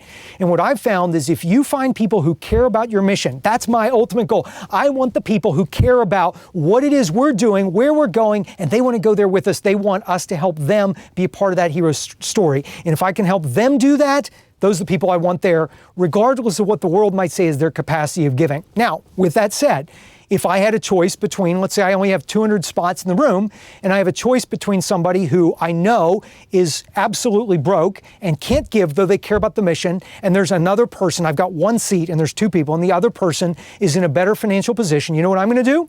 I'm going to do something special for the person who can't give. I'm going to do a thank you, or I'm going to maybe meet up with them or maybe buy them coffee to thank them for the prayers and their efforts, and I'll invite the other person into that seat. But very rarely is that the case. I would say just try to find people who have the same passion. And like I was sharing with Jesse earlier, use those who have been a part of your work before. Even if you're starting a brand new organization. When I was starting 40 Days for Life, I started with people that I had met in the pro-life movement, and I invited them onto a conference call. I had 96 people sign up on the conference call.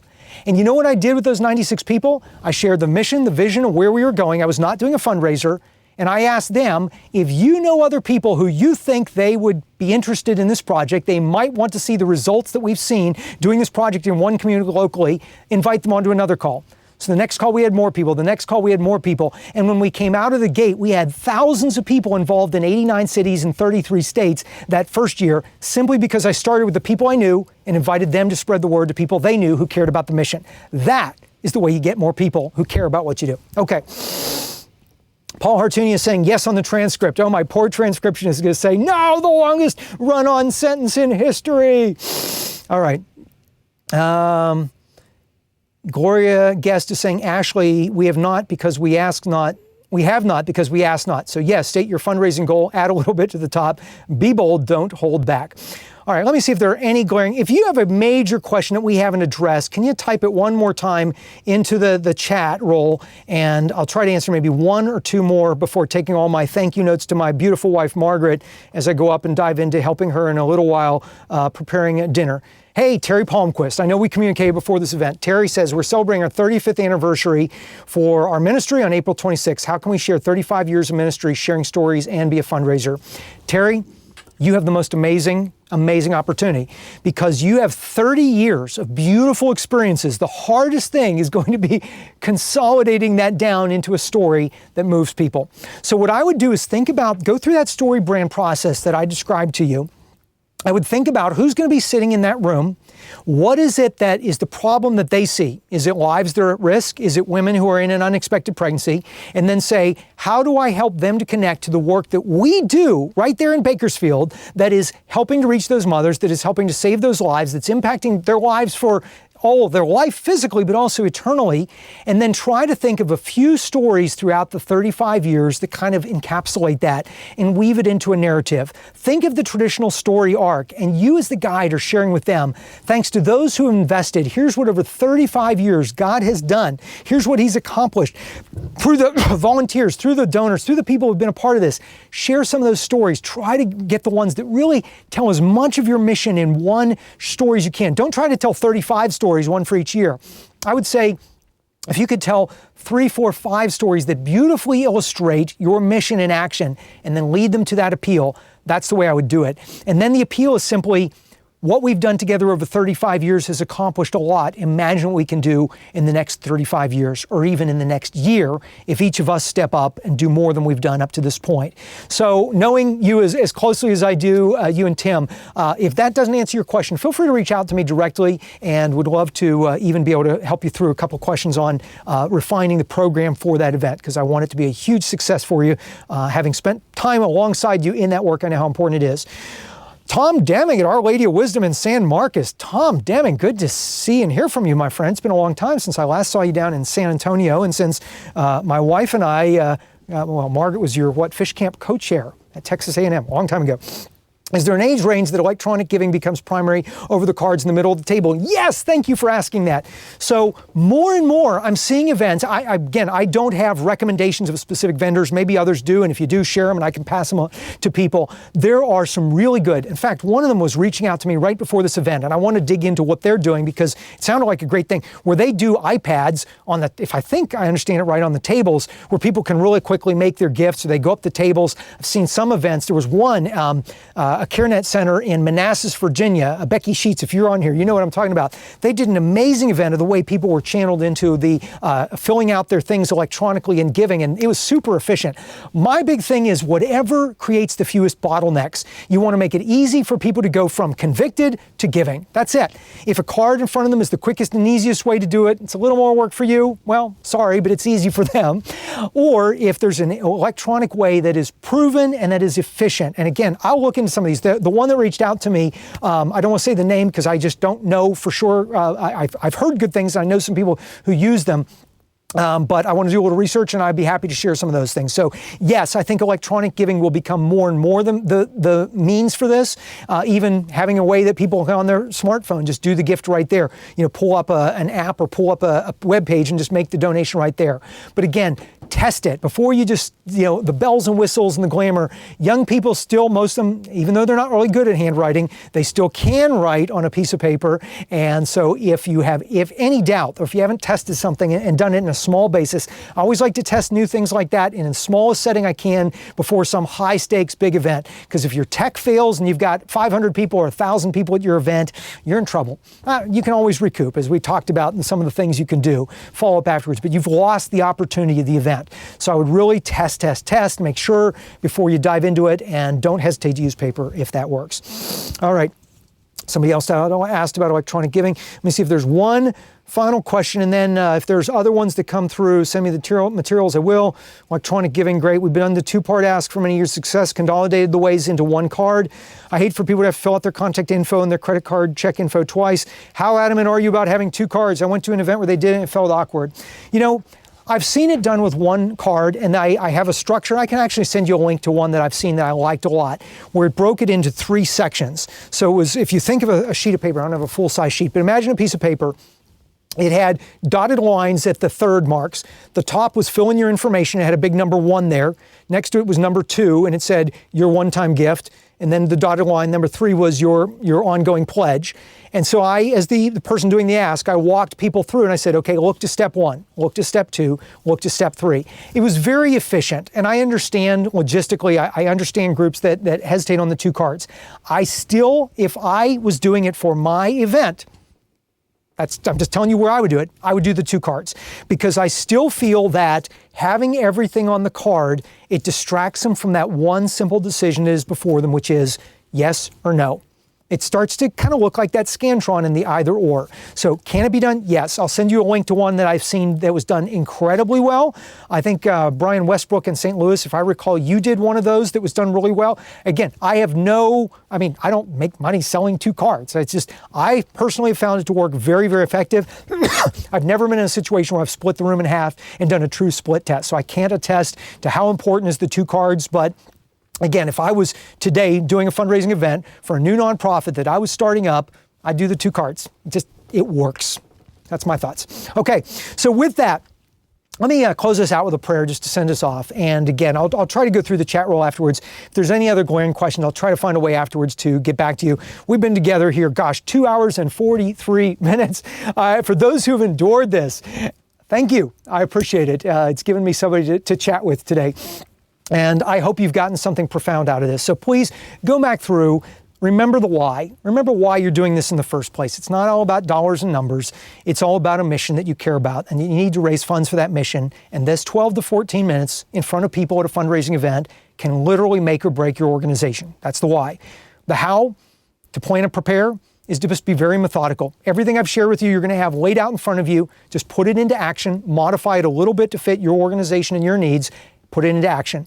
And then the what. You know what to say, what to do, modify the script as is needed for you, put into play that two-part ask, the double dipping that George Costanza would remind us of. And I can't wait to hear your success story. So with that, I'll send you the survey link tomorrow. At the end of that, I'll collect all these resources together and send them out to you in the implementation guide. I think I can get it all together by tomorrow morning when I will send you that survey link. If not, I'll send you a few things after the fact. But again, thank you for being a part of this. Thank you for the work that you are doing that is changing our world, and for many of you, is renewing the face of the earth. So with that, let's go to the Lord in prayer and thanksgiving for what He has accomplished here. Heavenly Father, thank you for our time together. Thank you for all of those who have gathered on this training. Thank you for the blessing that you have given us of the opportunity to do this great work that you have called us to, the mission that we have before us. Help us to understand the importance of that mission and to become rededicated to it today. Help us to know how to plan and prepare to invite others to join us in this mission, and to know now what to say and do, and to put that into action so that we can have the resources, which are abundant. They come from you. We know they're not finite, they're not limited. We can have the resources to advance our mission to accomplish the things you have asked us to do. We entrust all of this work to you and to our Lord and Savior, Jesus Christ, in whose name we pray. Amen. All right, thank you, everybody. Have a great rest of the day today. Share this with everybody when I send out the links tomorrow. Enjoy everything. Fill out the survey. Give me your feedback, thoughts, and I can't wait to hear how your next fundraising event goes. God bless. Talk to you soon.